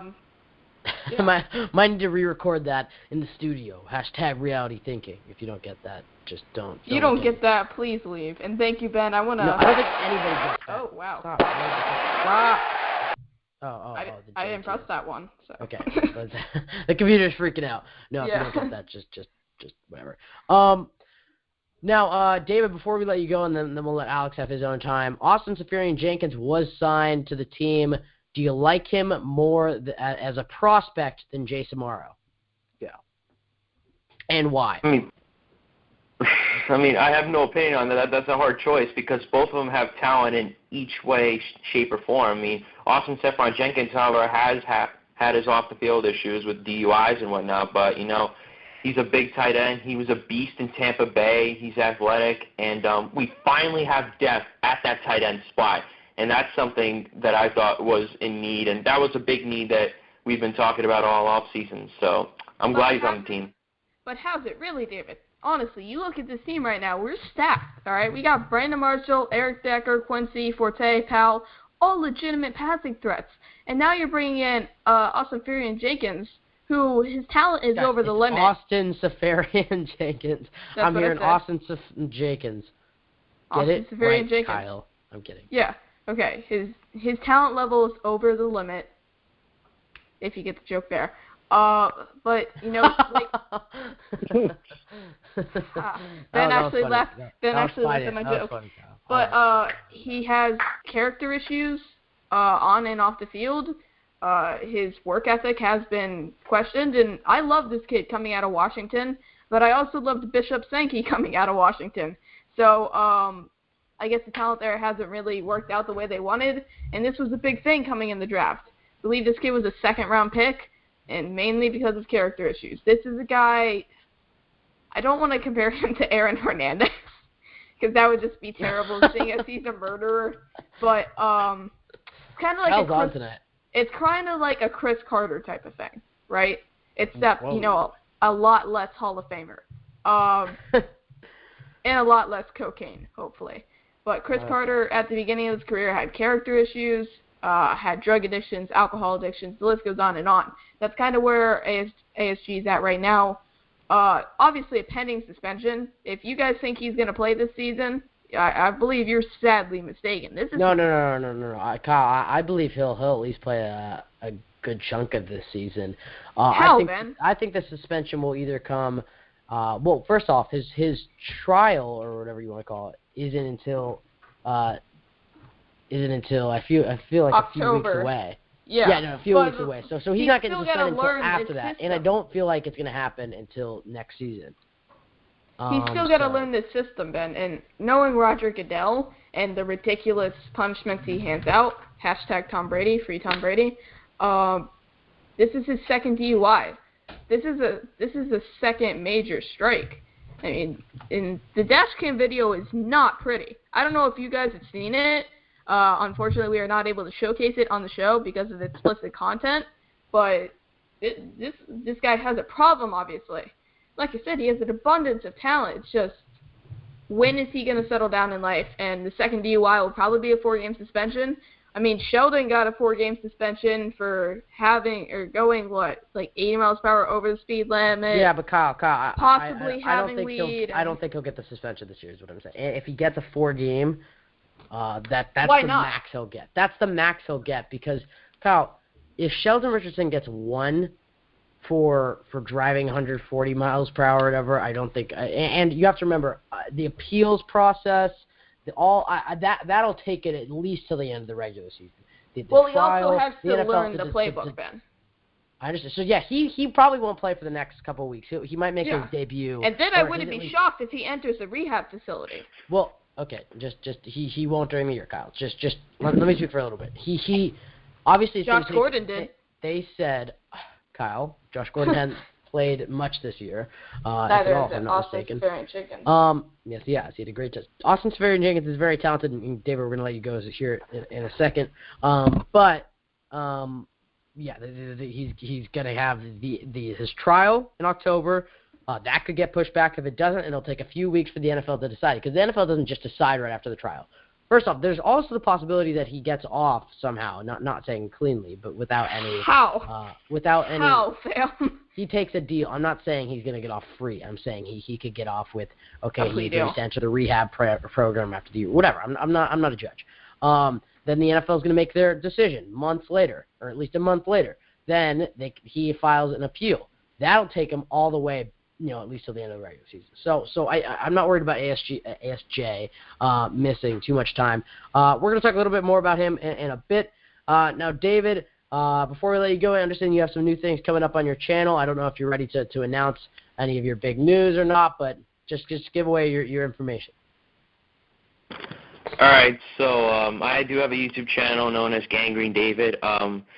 And I've already started posting what I needed to post over the regular season. Game reactions, in regards to that, I have one posted because, one, I couldn't make the Jet-Bengal game, and then the Jet-Chief game was just pure misery. I do have big news coming up. I am chatting Jets Seahawks with a very special Seahawk fan who is a YouTuber. I think you guys already know who that could be because I think I explained this to you, but I'm definitely looking forward to it. I'm looking forward to Sunday. Comment, like, rate, subscribe. I love what I do. I love all the support that you guys have been giving me, everybody's been giving me, and can't wait to see what holds for the future. And I'm still going with my 12-4 prediction here. All right, man. Let's go, David. David, I love your optimism. Yeah, let's go, David. Anyways, David, thanks for calling in, man. Have a good night, Ben. Talk to you later. No good night for me? Wow. Okay, I see how it is. Well, let's just talk a little bit. No Jerry Springer situation. Alex, I'm very disappointed in you right there. You may be fired. Kyle wanted what were you conflict. expecting, a cage match?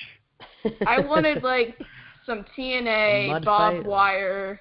No, what? Hey, well, you know, he still believes what he said. Do you even know what that is? Yeah. Anyways, Alex, well, let's talk about Austin Safarian-Jenkins. Let's talk about Austin Safarian-Jenkins for a second. What impact do you think he could have on the Jets' offense in a few weeks? Well, he's, got the measurables, and he's got good hands, so we shall definitely see if Gailey can work him into his scheme. Who knows? He's better than everything else that we have at this moment, so, hopefully the guy could just pick up the playbook pretty quick and start making some big plays. Yeah, for all the angry Jets fans after cutting Jason Morrow, Austin Safarian-Jenkins is a much better prospect than Jason Morrow. Yeah, than Jason Morrow ever was. So if Austin Safarian-Jenkins can get his act together, and he seems serious about it, obviously they're just words. He says Brandon Marshall's given them some great tips and places he can go to rehab. Yes. But so I think if he can get his act together, look, he had one of the best touchdown grabs of the entire season. Him and Jameis Winston had some great chemistry, and everybody was surprised when they let him go, and a lot of Bucs fans were mad. So to add another 6'6" guy in the red zone at the very least this year, towards the second half of the season, I believe he can be at least a red zone threat and maybe a safety valve for Fitz. He's a very talented receiver, and I'm not just saying that. He has good hands. He can block. He can catch. He can run. He's like Allstate. You're in good hands. Okay, bad. Well, Kyle, you're on a little bit of a streak there. So yeah. With the dynamic duo being banged up right now, Marshall's got the hip, he's got the knee, and Decker's getting an MRI. We're going to need these guys. We just signed Jeremy Ross. It's not just going to be about, Marshall and Decker. Quincy and these other guys are going to have to step up.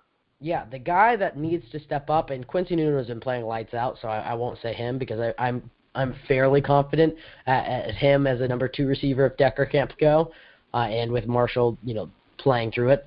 My guy who needs to get more on the field, Robbie Anderson.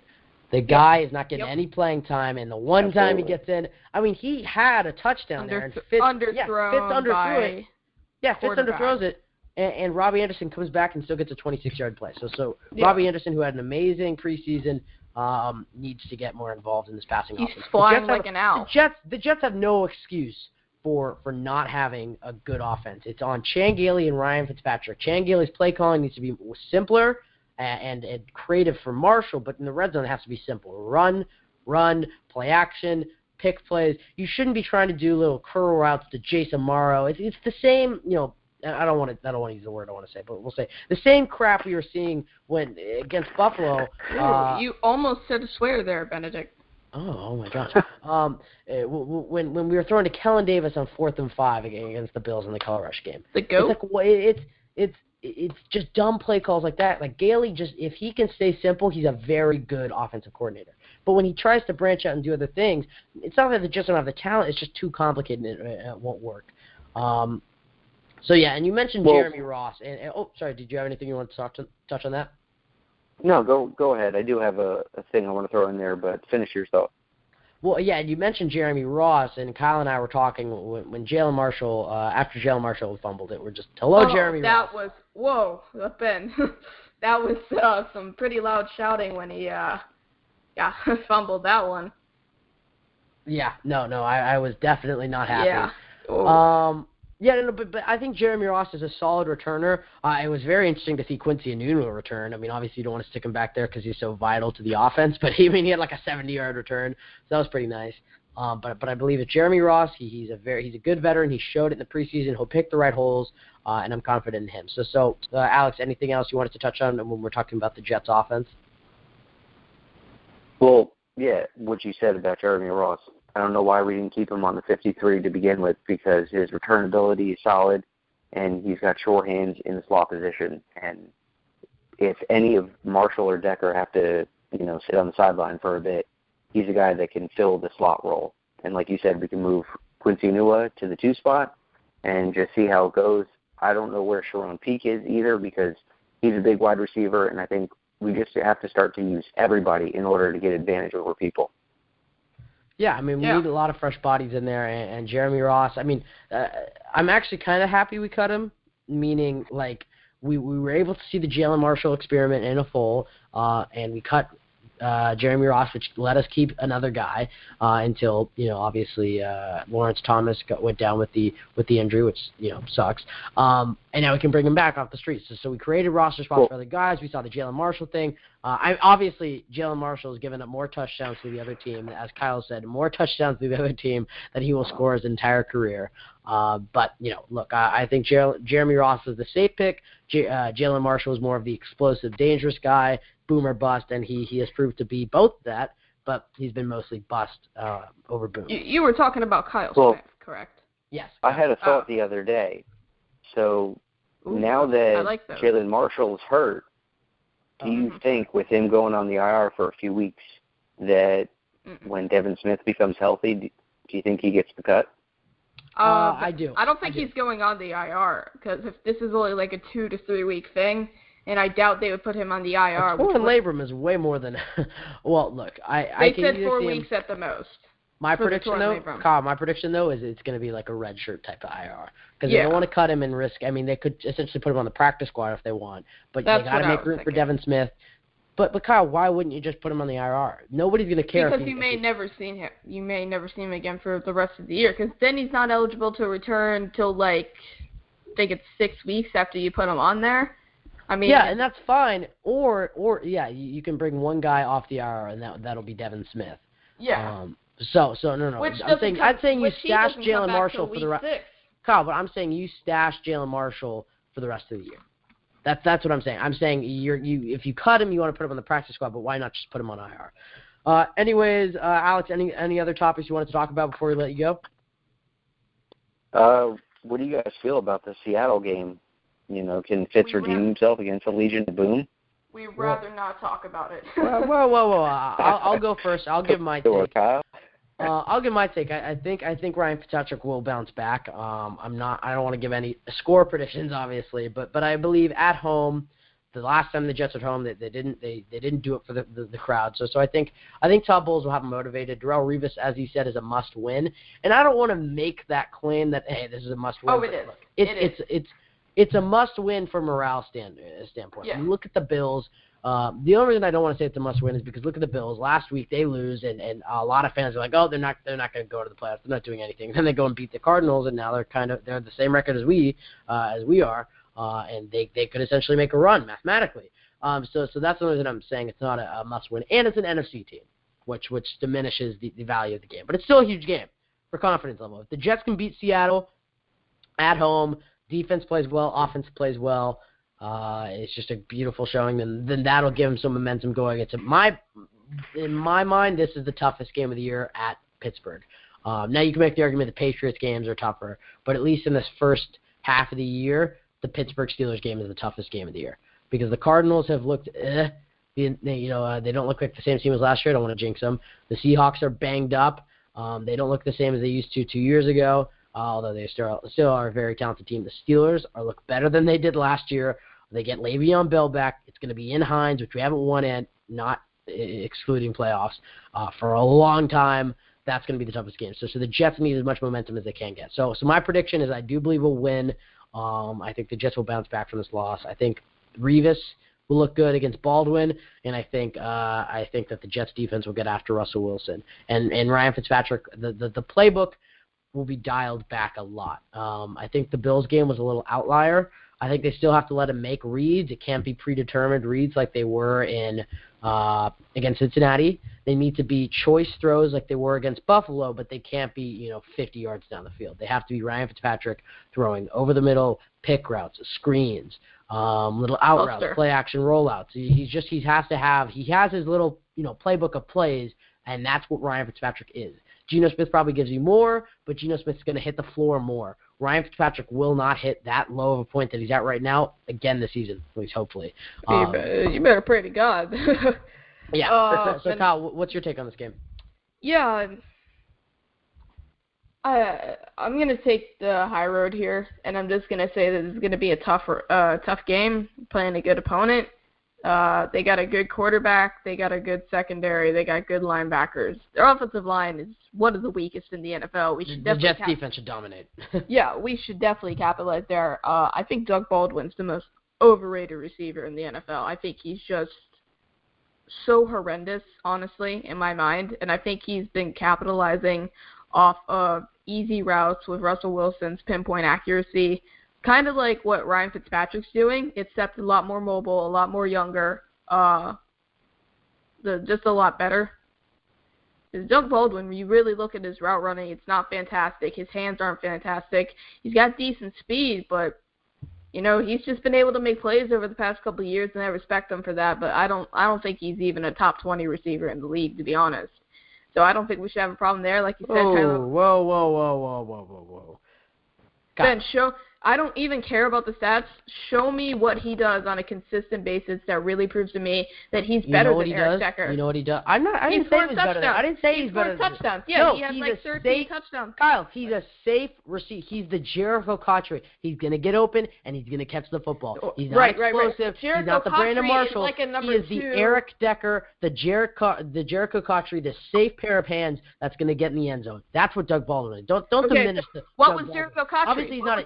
Obviously, he's not a sexy name. Where was he on the roster? Kyle. Obviously, he's not a sexy name, Doug Baldwin, but he is a damn good football player. He does everything right. He's a good blocker. He gets open. He catches the football. He's not going to beat you for 100 yards. Kyle, did you see that? Oh, God, that was a voice crack. Did you see that one-handed catch he had last week? No, that was a nice catch. He does a couple things well. He's decent speed. You brought up blocking. He's pretty good at that, but they don't have a running game, so why is he blocking anyway? I just think he's overrated, honestly. And you brought up Cotchery. What was Cotchery on the Jets? Number 2, number 3? He was the early on in his career. He was the number 1. Early on, number 2, and then we got number 1. Then we got Braylon. He became the number 2 again, and then he became the number 3 in 2010. Yeah, okay. So when we actually had talent at the wide receiver position, dude, he's better than Jericho Cotchery ever was. I'm saying he's the type of receiver. Doug Baldwin is as good as Eric Decker. Because I will say that as unbiased. Eric Decker's better. Well, let me put it this way. That is actually false because Doug Baldwin plays. No. I'm saying I'm going back on that pro Eric Decker because Doug Baldwin has got to play with Russell Wilson his entire career. Yeah. But he is still a very good receiver. And like Eric Decker, they're saying he's a product of Russell Wilson, and he's not. Now, I completely spaced on the fact that Eric Decker has had to work with, yes, he got to work with Peyton Manning, but Tim Tebow, Geno Smith, and Ryan Fitzpatrick. So, Eric Decker probably has a leg up, but he's that type of receiver. Well, Alex, I want to get some last questions for you. Alex, what's your prediction for this Sunday against the Seahawks? Score, what type of game is it going to be, outcome, and why? Well, we're coming back at home. Hopefully the crowd's with us, and we can rally, and, Fitzpatrick can focus and get back to, like, the style of offense he was running against Buffalo and not turn the ball over, protect the football, fellas. Let's go. I mean, that's fundamental football. You got to protect the football at all times. So if it's going to come down to a certain number, I think the Jets maybe be able to win, 23-20, 24-21, something like that, a very close, tight game. Got to contain Russell Wilson. And, Jets are 3rd in the league, I believe, against rushing and as far as defense goes.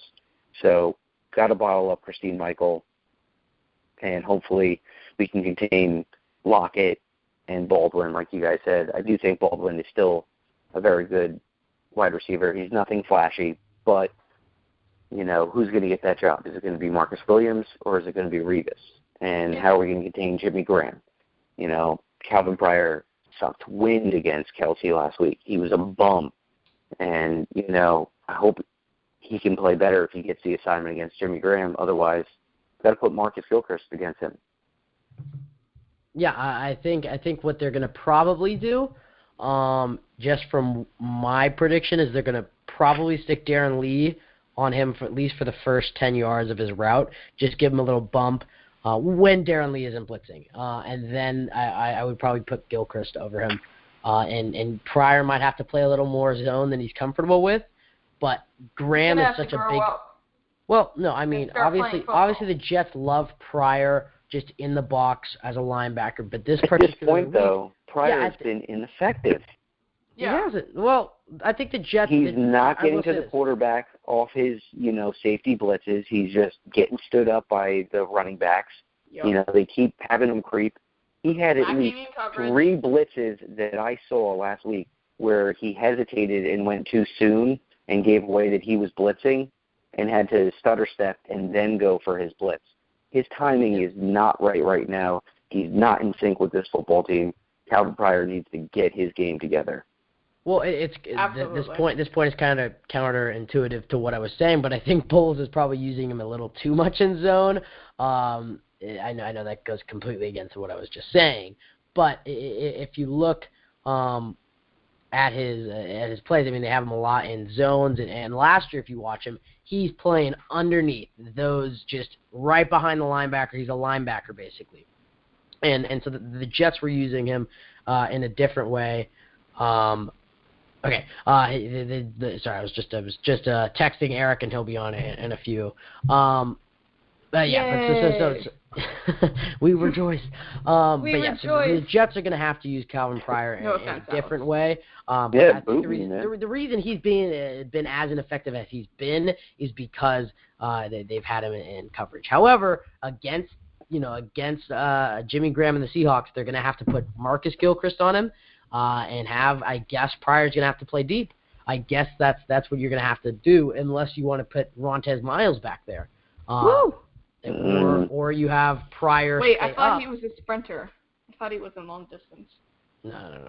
Or if you want Pryor to play up with the linebackers or whatever, but you're going to have to figure out. That's the reason Gilchrist is probably better at covering tight ends. But the thing is Pryor is so bad at coverage that, at least at this point in his career, that he's a liability, and so they have to keep Gilchrist out and Pryor on man-to-man against the tight ends. But I think they should put Gilchrist on Jimmy Graham if he's tearing up Pryor. So that was a long-winded way of saying I think they're going to stick Darren Lee on him and with Pryor hovering. But if that is not working, then they'll switch Gilchrist over there and Pryor deep. And if that doesn't work, they'll take Pryor out of the game and put Rontez Miles. And if that doesn't work, well, then we're losing the game. But just keep finding plugins, Ben. You're like Adobe. You have a new plugin. You don't get that reference if you don't use Photoshop. I get the reference, Kyle. That's like 0 for 3 the last 30 minutes. Alex, thanks for calling in, man. Give out your Twitter, man, so people can follow you. You're obviously a very knowledgeable Jets fan. Jerry. 0 for 4. Alex, just give out your information, man. Hey, at least it's not 0 for 6. Well, thanks, guys, for having me on, as always. Great show. Keep going, fellas. You guys are doing great, and you guys are building more every day. I love your shows. You can find me at Rufio_187. Everything and anything Jets. Let's go. Hopefully the football gods are with us this weekend, and we upset Seattle and squish Russell Wilson like a wood'em. Take it easy, fellas. Hey, thanks for calling in, man. Thanks for calling in.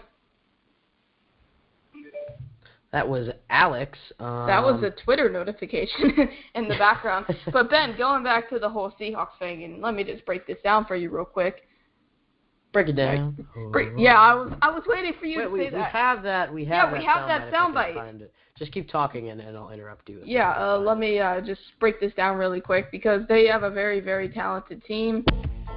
There we go. Can't touch this. That was just a little sneak peek. Kyle, continue. I'm gonna slap you. Russell Wilson right now is kind of looking like. You want to get that reference, but he's hobbled, to say the least. He's got the sprained MCL, then he had the ankle injury week 1. I mean, he's not healthy on the legs, which gets rid of the big part of his game, which makes him so effective. Thomas Rawls, who has been nothing this year, thanks a lot, drafted him in like the 2nd round of my fantasy league. Christine Michael, though. You just made my point for me, Ben. They have no running backs. No. Christine Michael played awesome last week, Kyle. Did you watch the game? Can you remind me who they played again? The Niners. The 49ers. Who's the head coach of that team? My man Chip Kelly. Go Ducks. Chip Kelly. Okay. Case closed.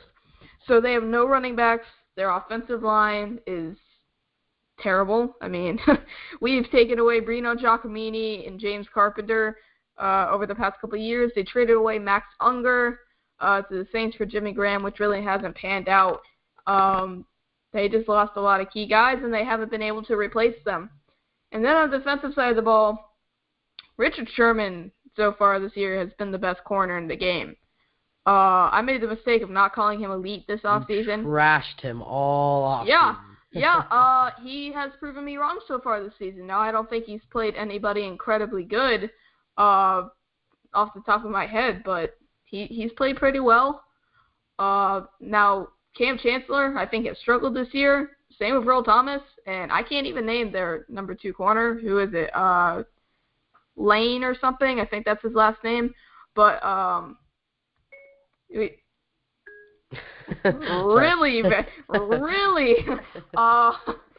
looking up Fury's second going off for me. Second Fury corner. just had to cut in on your point there. Yeah, she's just like, this boy's stupid. Let me roast him. No, but really we just have to look out for Richard Sherman. I mean, they got some good linebackers. KJ Wright. God, I'm forgetting the names. I know Bruce Irvin isn't with them. Malcolm Smith isn't with them.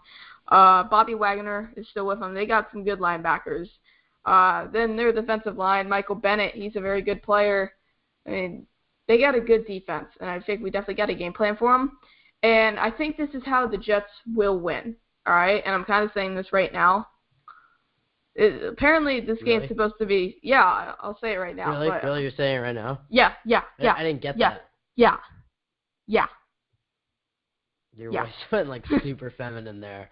Yeah, that's what I was doing, Ben. I was making a point. Okay, please stop. Please. Pissing me off. That's like nails on a chalkboard to me. Please, Darren. please continue. With your man voice, as much as one you have. Cold. I'm done. Kyle, are your feelings hurt? Come on. Yeah. Tears have just fell.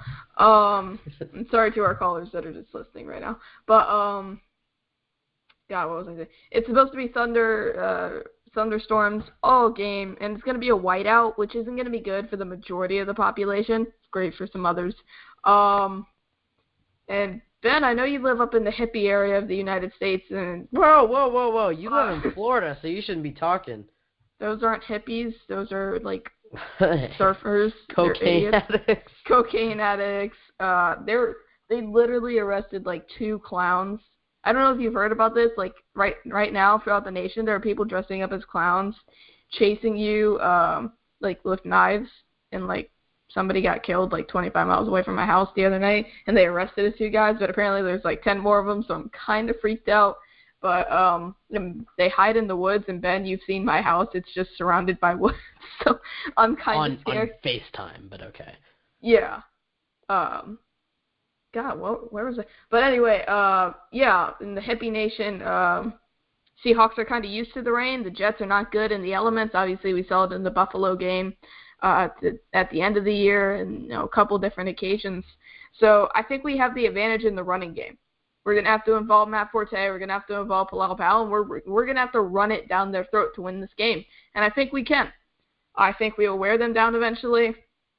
If we can eliminate Richard Sherman from this game, I don't think Decker's going to play, honestly. Even if he is healthy enough or he wants to, I don't think we should.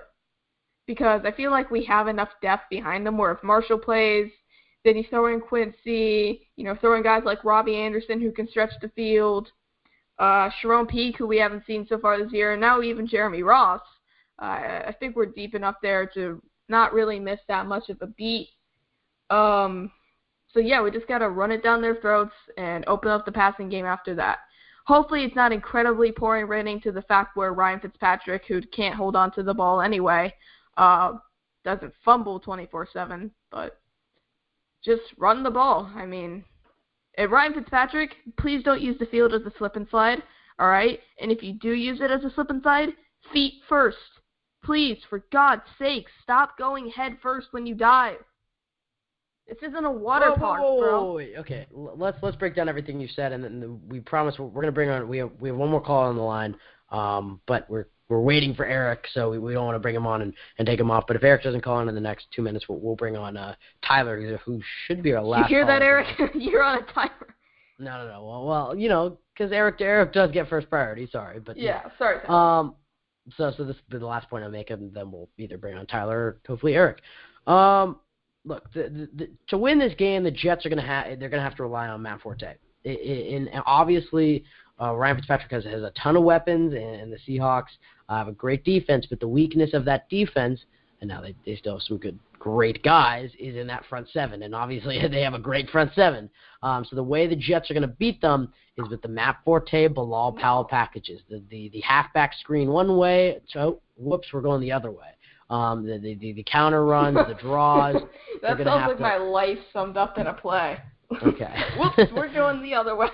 Yeah, and so they're going to have to run those type of plays, and then that should open up the Seattle secondary. It's not going to be guys like Marshall and Decker, if he plays, that are going to win this game for the Jets. It's going to be guys like Robbie Anderson, Quincy Enunwa, Austin Seferian-Jenkins, if he plays, but he probably won't. Bilal Powell, Matt Forte, those secondary guys, that second tier of the Jets offense, and obviously Ryan Fitzpatrick is going to have to be the aficionado of all of it, is going to have to be. So this game, if the Jets can just contain Seattle's offense, where they're just not getting beaten every single play, like they're just awful. If they can play similar to like they did against, if they're not giving up big plays. So I was trying to find a game. I guess last week, if they can kind of play like that, obviously the Jets won't have given the ball back.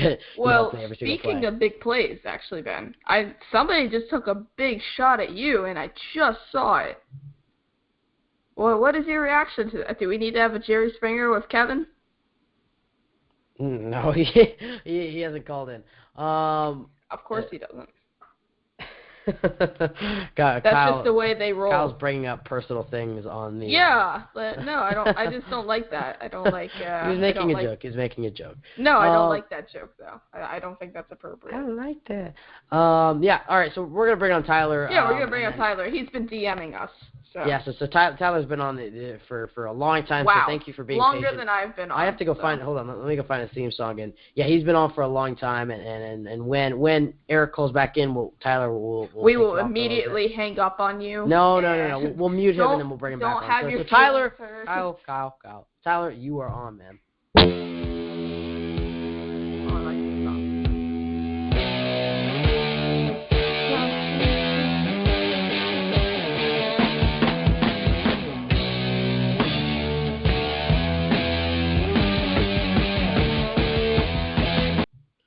Tyler, how you doing, man? I'm pissed off, man. Why are you pissed off, Tyler? Oh, wait. Let me guess. Were you on hold too long? No. That's not it. Oh, did they run out of coffee at Dunkin' Donuts when it was free coffee day? Oh, no. Wait. That isn't it either, is it? It's the Jets quarterback threw 6 interceptions in one game. It's totally that he's been on hold for so long. Tyler, what's up, man? I'm still pissed off from that Jets-Chiefs game. Oh, all right. Well, Yeah, same, fam. Do you think it's time for Geno Smith after Ryan Fitzpatrick turned the ball over 6 times? Heck yeah, bro. If he struggles again, yeah. Just put him in there. Did we lose Tyler? I'm sorry. Hang on a second. All right. Well, we'll talk. Yeah, I think the leash has definitely been shortened. What is that playing? Why is Tyson's theme song playing? The leash has definitely been shortened for Ryan Fitzpatrick. So Tyler, are you ready? Okay. I'd rather put Geno Smith out there and see what he can prove. Yeah, I think a lot of people will. Ben, I'll hop on this one because obviously I'm a great graphic designer. If you didn't see my graphic, that's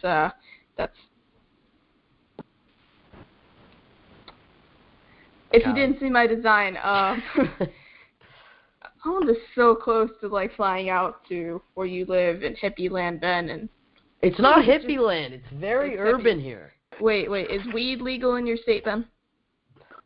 Marijuana is legal in Oregon, yes. And not for medical usage, just Yes. for recreational. There are dispensaries everywhere.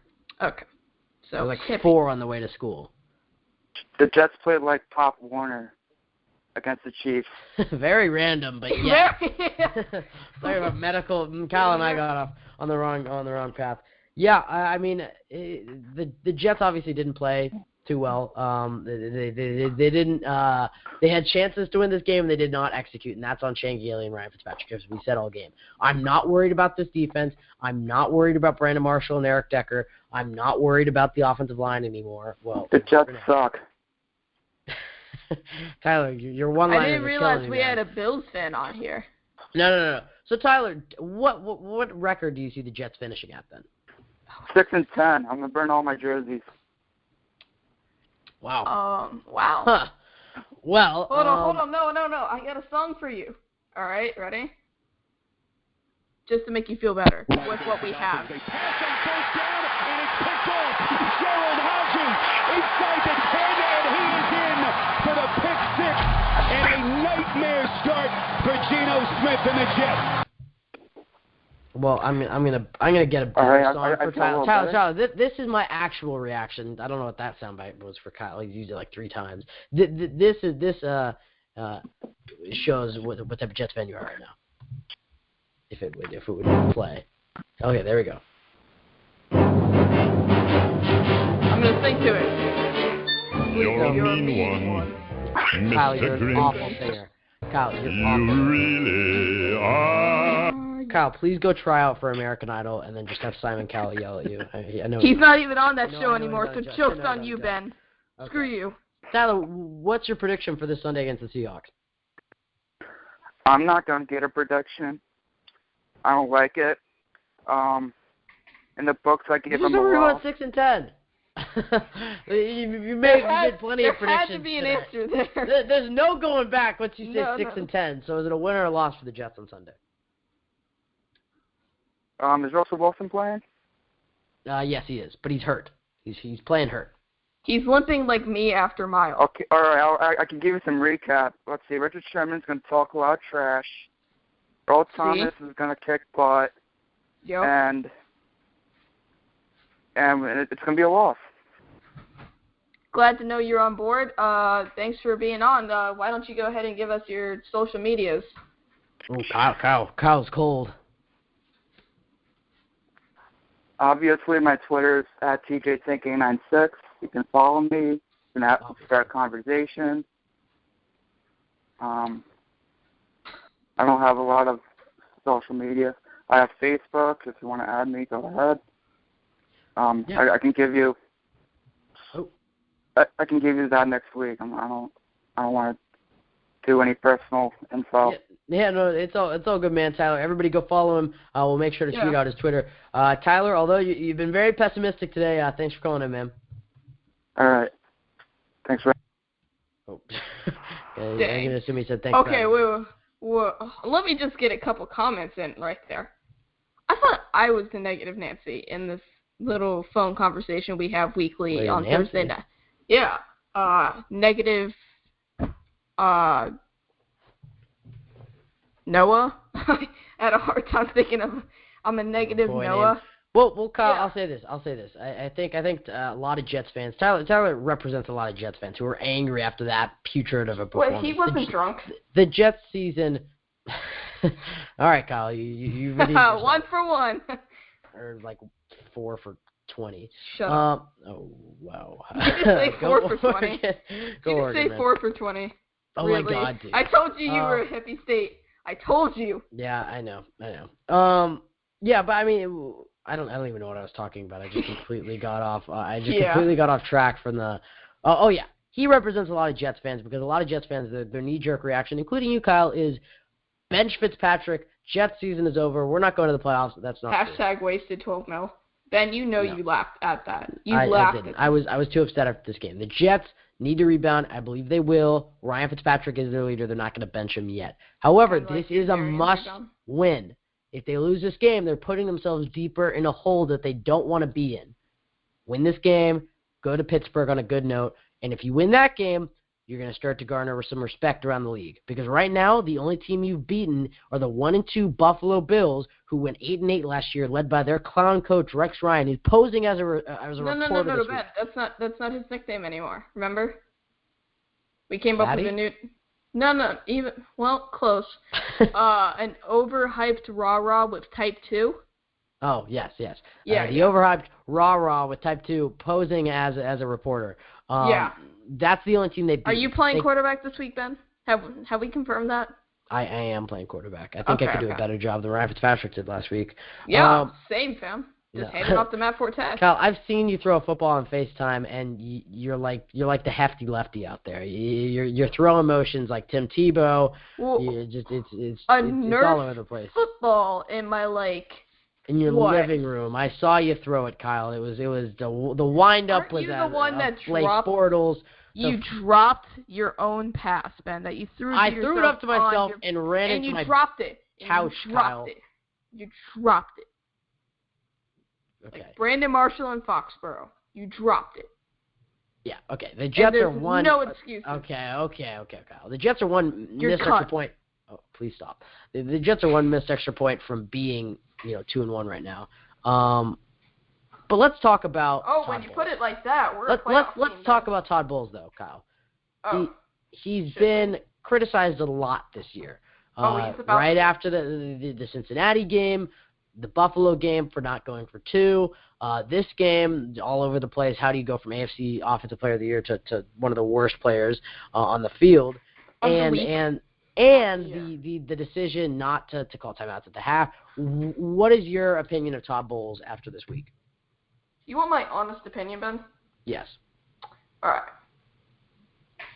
I said this week on Twitter. It was a comment made by one of our good friends, Kyle Smith, I'm sorry, Tyson Ross, whoever runs the Let's Talk Jets Twitter account. I think it's a healthy mix of Tyson and Kevin. But they said, I brought the fire tonight. And I said, yeah, I brought the fire because I want to light the fire under the seats of Todd Bowles, Chan Gailey, and Ryan Fitzpatrick.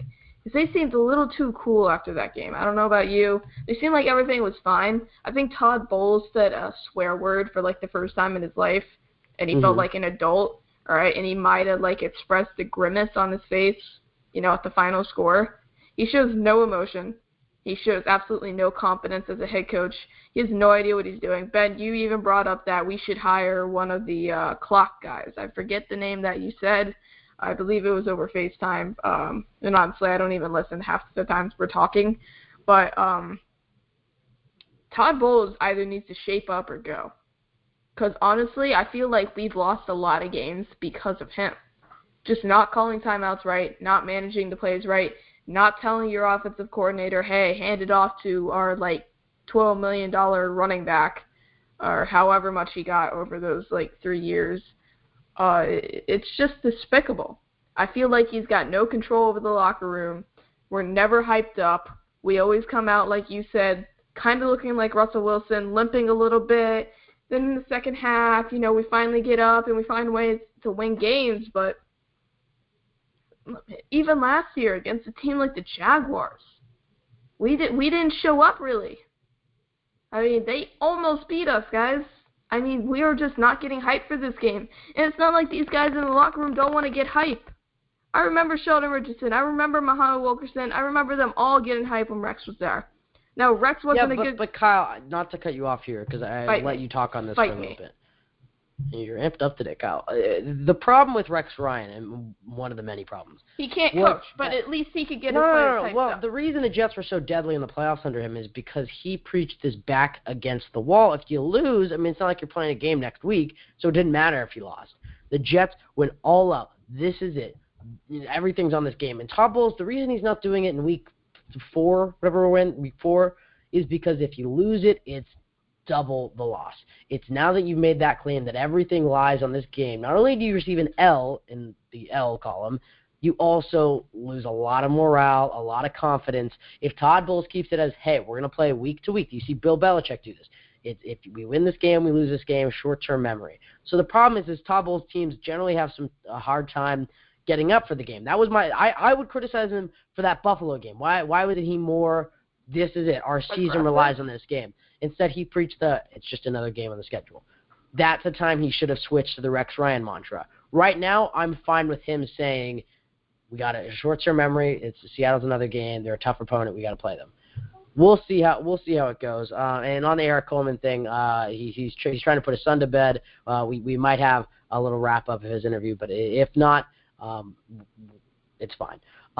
So, Kyle, any other subjects you want to talk about? I want to continue on Todd Bowles, actually. Okay. Ben, I'm the varsity writer for my yearbook at my school. Pretty big school. He's first-string quarterback varsity sports writer. Obviously. I didn't throw 6 incorrect grammar those. Kyle, when you upload episodes, Kyle, you misspell like 18 words. I'm telling you, it's that Florida education, man. Ben, your public schools literally are worse in the state, and you go to a private school, but I wouldn't be insulting Florida. And just the fact that you go to a private school. Florida is like the North Korea of America, Kyle. Secluded and dominant in their area? Yes, thank you. But, at my school, we look at the schedule. We have a good coach. He was up for the UCF job a couple years ago, or actually last year. But they hired Scott Frost instead. If you guys don't know who that is, go look Oregon. him up. Yeah, Oregon offensive coordinator. Former Oregon offensive coordinator, actually. And the way we look at our schedule is it's another team on the hit list. All right, we don't even call it a schedule. It's called the hit list. These are teams that we take out, and we go undefeated every year. We usually lose in states or something. We do good, but we just never seem to win it. But we're always hyped. We're always there to play. I don't care if we're playing the hardest team in the state. I don't care if we're playing the easiest team in the state. The result's going to be the same. That's because the players come out, they enjoy to play the game. And I don't see that with the Jets. I see a bunch of overpaid guys who are not doing their jobs right, who are not hyped up, and honestly look like they don't care. Then I said it in week 1. This team looks like they had no heart. And I'll say it again. And primarily Ryan Fitzpatrick and a couple other guys on offense, and then Todd Bowles, no heart. It's like they're not even in it. Todd Bowles, after the loss, he goes over, he shakes Andy Reid's head, Andy Reid's hand, as I should say, and it's like he didn't even care. It's like he wasn't affected by it. Like your quarterback didn't just throw 6 interceptions and you just lost the game that you shoulda, coulda, woulda, but didn't win. I mean, it just bothers me. And that's what I loved about Rex Ryan. I hated his coaching, but at least his guys would get amped up. These guys aren't getting amped up for Todd Bowles. I want to hear the voice in the locker room. And if he can't get it done, I want to hear Casey Rogers. I want to hear Chan Gailey. I want to hear Kevin Patul, however you say his last name. I want to hear somebody out here getting us hyped up. Darrell Revis just said it's a must-win, Kyle, though. Is that getting you hyped up? It's not about the words, Kyle. The execution on – telling you, it's the play calling. The number one problem for the Jets this year has been Chan Gailey. You can blame it on Ryan Fitzpatrick. You can blame it on Todd Bowles, but it's Chan Gailey. I'm sorry. He's been a very competent offensive coordinator. But his play calling week 1, his play calling week 2 was questionable. But luckily Ryan Fitzpatrick was connecting on deep throws that week. In week 3, they've been garbage. So tell me, Kyle, how is this not on Chan Gailey? I'm not saying it's not, but there's a lot of blame to spread. A lot of it goes to Todd Bowles, Chan Gailey, Ryan Fitzpatrick, a couple other guys. Take away Chan Gailey from this team, is Ryan Fitzpatrick even here? Because Ryan Fitzpatrick has only had good years with Chan Gailey. I don't know why, but he's a smart guy. I mean, it's not like he's stupid. It's not like he can't pick up on another offense. It's just that he can't execute it well. He knows Chan Gailey's system. So take away Chan Gailey, we got no quarterback. And, I don't really want to get into this, but a lot of people don't realize Ryan Fitzpatrick's a free agent next year. All right? We hate him now. We're going to be begging for him next year. When Geno Smith's gone, we have Bryce Petty and Christian Hackenberg. The free agents, the best ones, all right, Blaine Gabbert and Ryan Fitzpatrick. Yeah. Blaine freaking Gabbert, the guy who had a 4 QBR, the only guy lower than Ryan Fitzpatrick this week. You kidding me? Then you look at the draft class, Brad Kaya, Deshaun Watson, Deshaun Kaiser. Play the Notre Dame song, please, when you get to it. We just have no future, honestly, at the quarterback position. If I can't find this damn song. I'm going to get really mad because I made a good reference. I'm doing my job, but you're lacking at yours. I get it. There it is. There we go. Good job, Tiger. He's way too small, you see. Doesn't have deep accuracy. I can go on all day.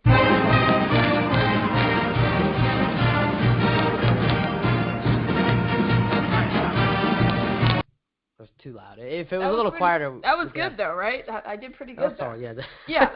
The Jets QB conundrum next year, and we can talk all about it in future episodes, but it's going to be Bryce Petty versus Christian Hackenberg. Yeah, and that's pathetic, Ben. I'm just letting you know. So, but I'm just saying.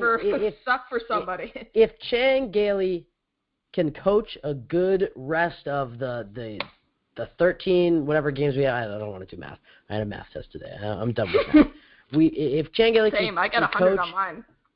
Well, congratulations to Florida. I want a cookie. And if he can coach a good 13 rest of the games, let's just get back to the basics, feed the ball to your proven playmakers, run the ball in the red zone. You know Fitz's limitations.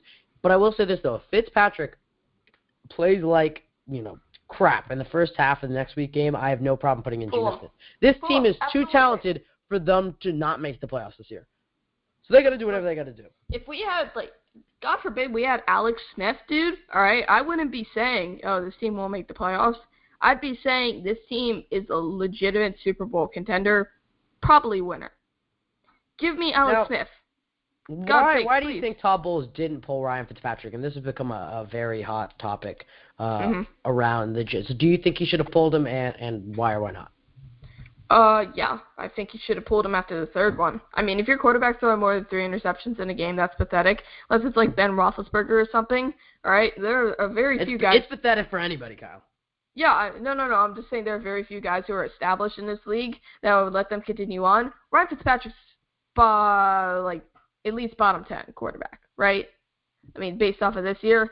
I mean, he had a good year last year, and he was like top 20, but so far, he's definitely not even, top 20 this year. I mean, it's been pitiful, honestly. I mean, he had the good Buffalo game, but like you said, he even made mistakes there.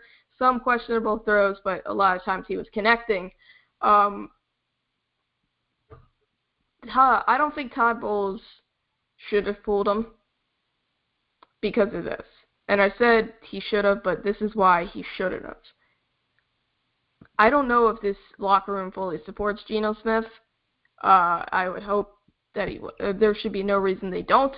The fans don't like Geno Smith for reasons, some are a little more obvious than others that we won't really get into, but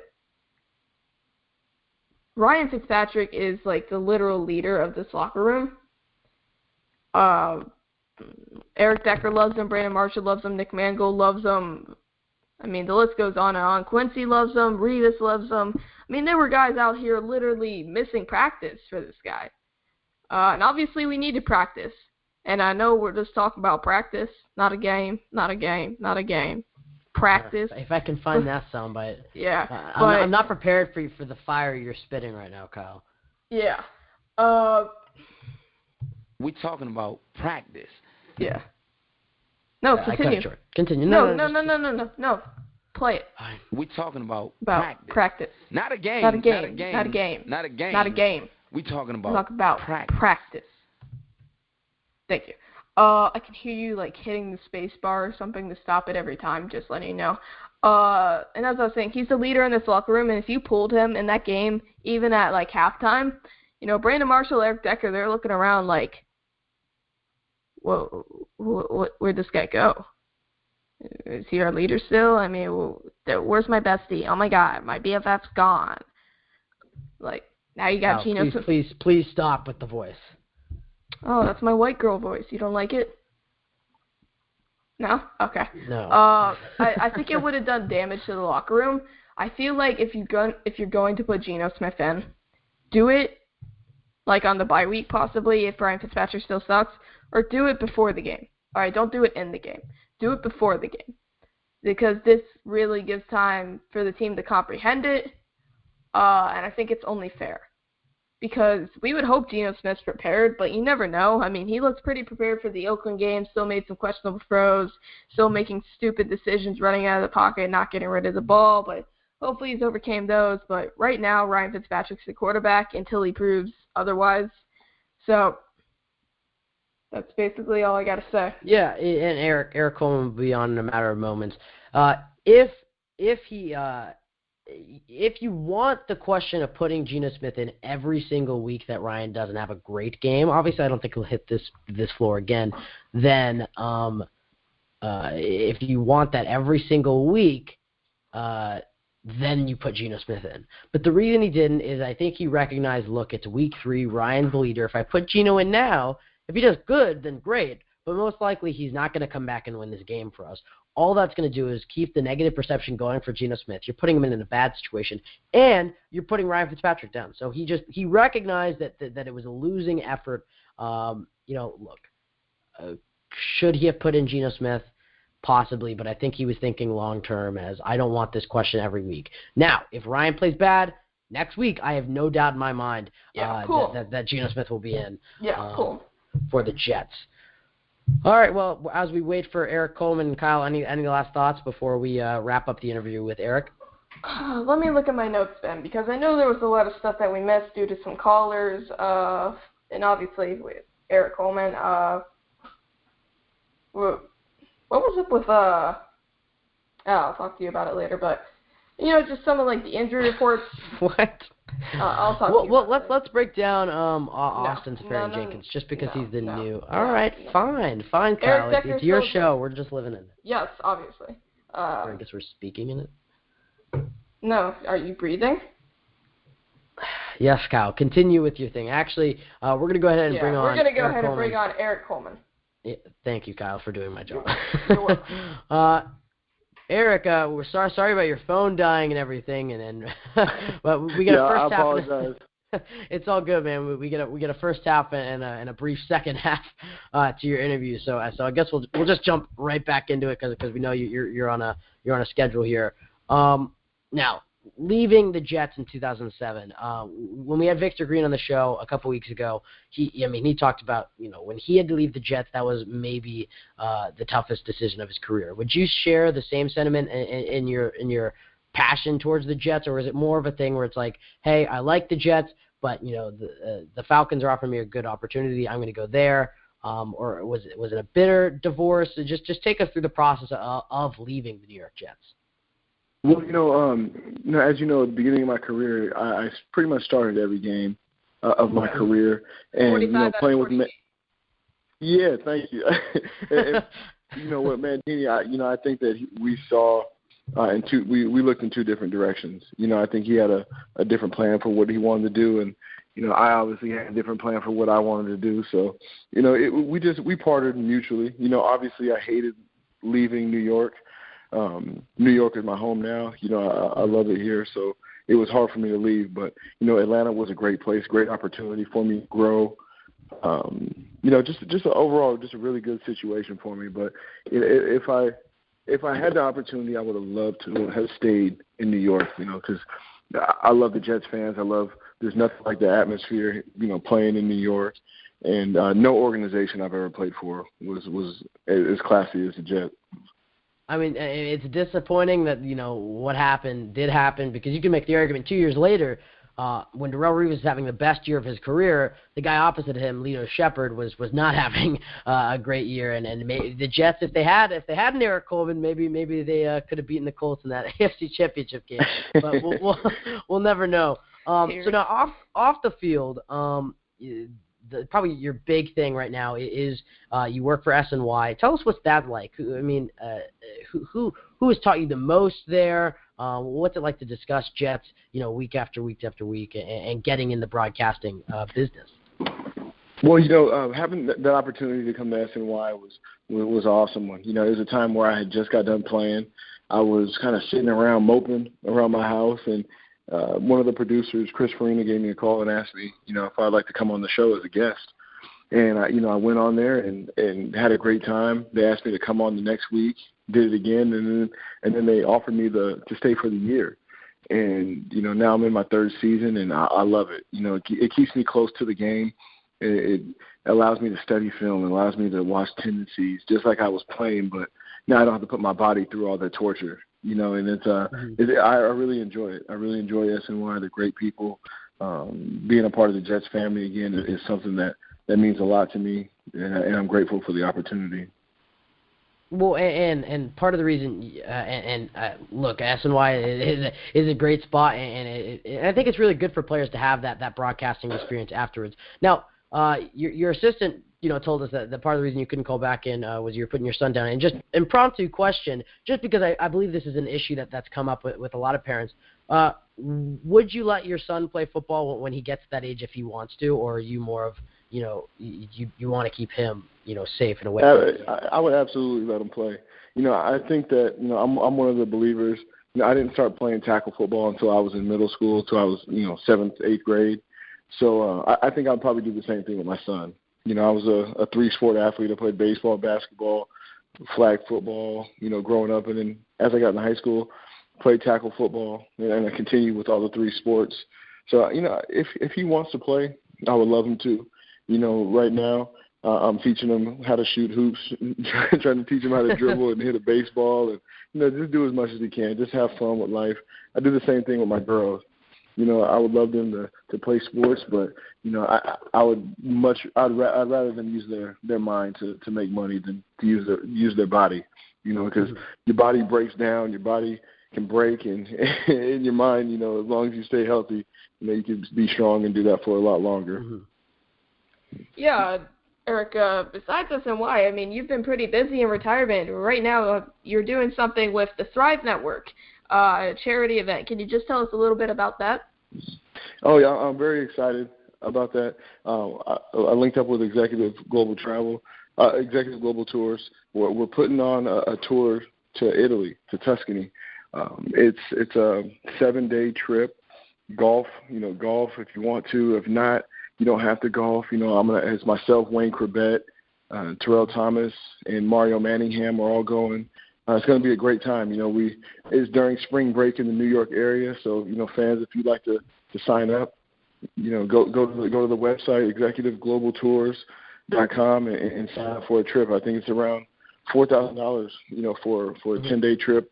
The proceeds from the trip, 70% of the proceeds go to the Thrive Network, which is a organization that I'm the ambassador for. Mm-hmm. They help out families with disabilities and lower income families around the tri-state. Actually around the New York area. Brooklyn, Queens, Manhattan, all through the 5 boroughs. So it's a great cause. I love the opportunity to give back, and this is one of those opportunities where everyone can enjoy. Everyone can. You go on a vacation to Italy. We're going to have private tours. We're going to have 5-star accommodations. You got to hang out with us. Get to enjoy Italy with some of the NFL legends. Yeah, and I guess mini announcement, because our guest next week, Adrian Morrell, is also going on that, and so it seems like a great event. And so Jets fans, if you can, you should definitely go follow Erik Coleman on Twitter and get all this information and just go help out. And Erik, last question. Jets versus Seattle this Sunday. What's your prediction? My prediction is that it's going to be a hard-fought game. Russell Wilson's banged up, so I think that bodes well for the Jets. Their defensive line is a strength anyway. It's going to be a close game, but I see the Jets coming out on top. I see them bouncing back. This is an important game for them. You have to win at home. The rule is you win all your home games and split on the road, and you're in the playoffs. So, I know the Jets would like to get back on the winning side of things, and they definitely have.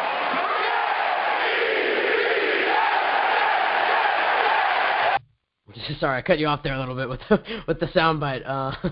False start. Well, actually, one more question just to add on that. What is your record prediction for this Jets team? Well, going into the season, I was a 9-7 kind of guy. I still think that they're going to end up around there. If they would have won, the Cincinnati game and played better last week, I think that they could have put themselves in a better position. But ultimately, I think that around 9-7 is gonna be where they end up, and hopefully that is enough to get them into the wild card. Well, Erik, thank you for coming on. You were very knowledgeable. Probably your TV stuff with SNY helped because you gave a lot of insight. And you're a Spokane guy. I live in Portland, Oregon. So we got that Northwest Jets fans right here. I love the Pacific Northwest. Yeah, it's awesome. Except I'm a Ducks fan, so I guess we're not on the same page there.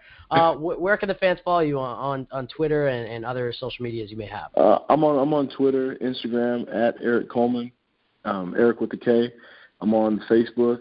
I have an athletes page on Facebook, so come follow me, check me out. I try to share as much as possible what I'm doing in my life, and I like to share that with my friends and family. So give me a follow, and you can also learn about the tour on there as well.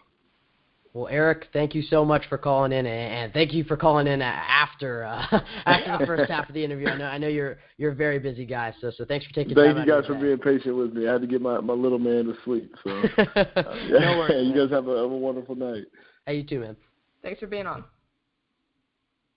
Well, that was Erik Coleman, of course, former. Full start, Ben.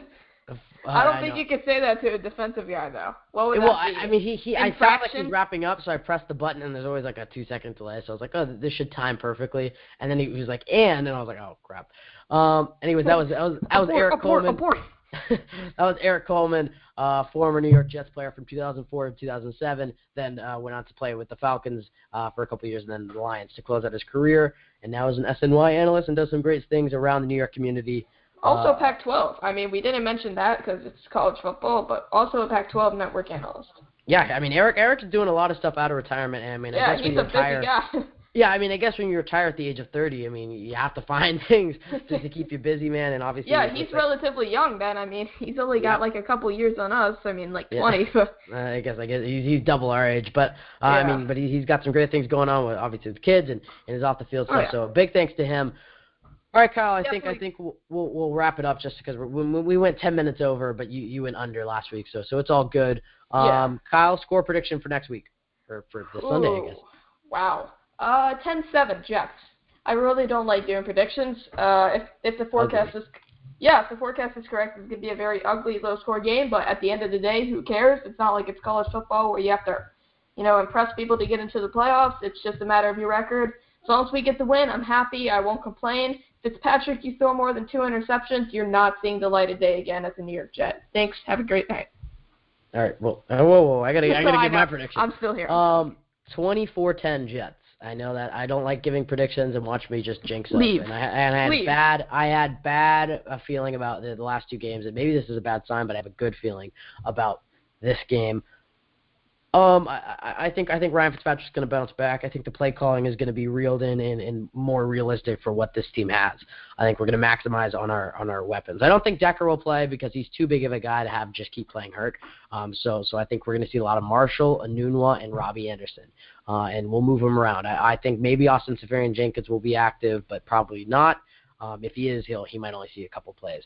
But I think the Jets will play. The defense is going to play well. They're going to get after a banged-up Russell Wilson, and the secondary is going to play solidly. And the offense is going to be is just going to put on the points in the second half. That's my prediction. It's going to be a closer first half, like a 13-10 Jets, or I guess it can't be 13-10. So maybe 14-10 Jets at halftime, and then the Jets. Whoa! What did you just say?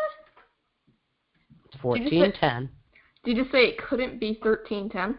No, it could be, but my final prediction was 24-10, so it wouldn't make much sense to have 11 points, a touchdown, and then two safeties or a couple. No, a touchdown, a 2-point conversion, then a field goal. I'm just saying, more realistically, maybe it's 14-10 at halftime or 14-7 at half, and then the Jets pull away. Similar to I guess the game of reference is maybe like the Colts game, where the Jets are kind of in control the entire. Yeah, the Jets are kind of in the game the entire way. Maybe the London game. I think it's going to be a good effort and a good win, and the Jets will get some momentum going into the Pittsburgh Steelers game. All right, that'll do it for us. That was a long episode. A great interview with Erik Coleman, a 2-parter, so you're gonna have to listen to most of the episode. All right. See, that's the genius part, Ben. All right, I know we're gonna cut this out right now. We did this on purpose, obviously, No, just to make no, you guys didn't. listen to us. No, we didn't. You can follow us at the Jet Take on Twitter, Instagram. We're on iHeartRadio, obviously iTunes, SoundCloud, Periscope. We have a blog page, YouTube. We're all over the place. Did I miss any? Twitter, it's the Facebook, iTunes, Google Play, iHeartRadio, SoundCloud, YouTube, Stitcher, Periscope. And obviously, you can always go follow us, our personal accounts, me at nyj.today on Twitter and Instagram, at Ben Blessington on Twitter and at Ben Blessington 7. Don't forget that. Those are our personal accounts. Whoa. And then you can follow the Jet. Yeah, you wonder when I made that account at Ben Blessington 7 in 2014, I believe. Just put it together. And you can follow the show at the Jet Take. Glenn Foley? Yes. No, it was Geno Smith. I was a Geno guy. Wait, all right, guys. Glenn Foley wear number 7? I'm not sure, Kyle. I think that was before I was alive. Maybe number 9. I might be wrong. We'll really quickly fact check this. But thank you to all our listeners. We've really. I'll go fact check that. No, I got it. We'll really grow. We really grown in the last few weeks. And you can hear just typing Glenn Foley. So we really grown this past few weeks, and I think it's hard getting some callers during the year because there's Thursday Night Football on. But thank you to the 3 callers we had. Oh, we were off to all the callers we had. So that's where we'll leave you. Great insight by Erik Coleman and some of our callers, and a very angry show. But I think we're going to leave it on a positive note because I think the Jets are going to go on a positive note this Sunday. All right, Kyle. Any last words? What's up, Jet up? Go Jets. I mean, pretty God. I guess Jet up is the way we'll end this, guys.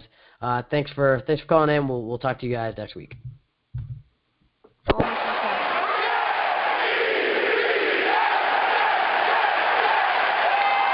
Can never get the damn soundbite to work.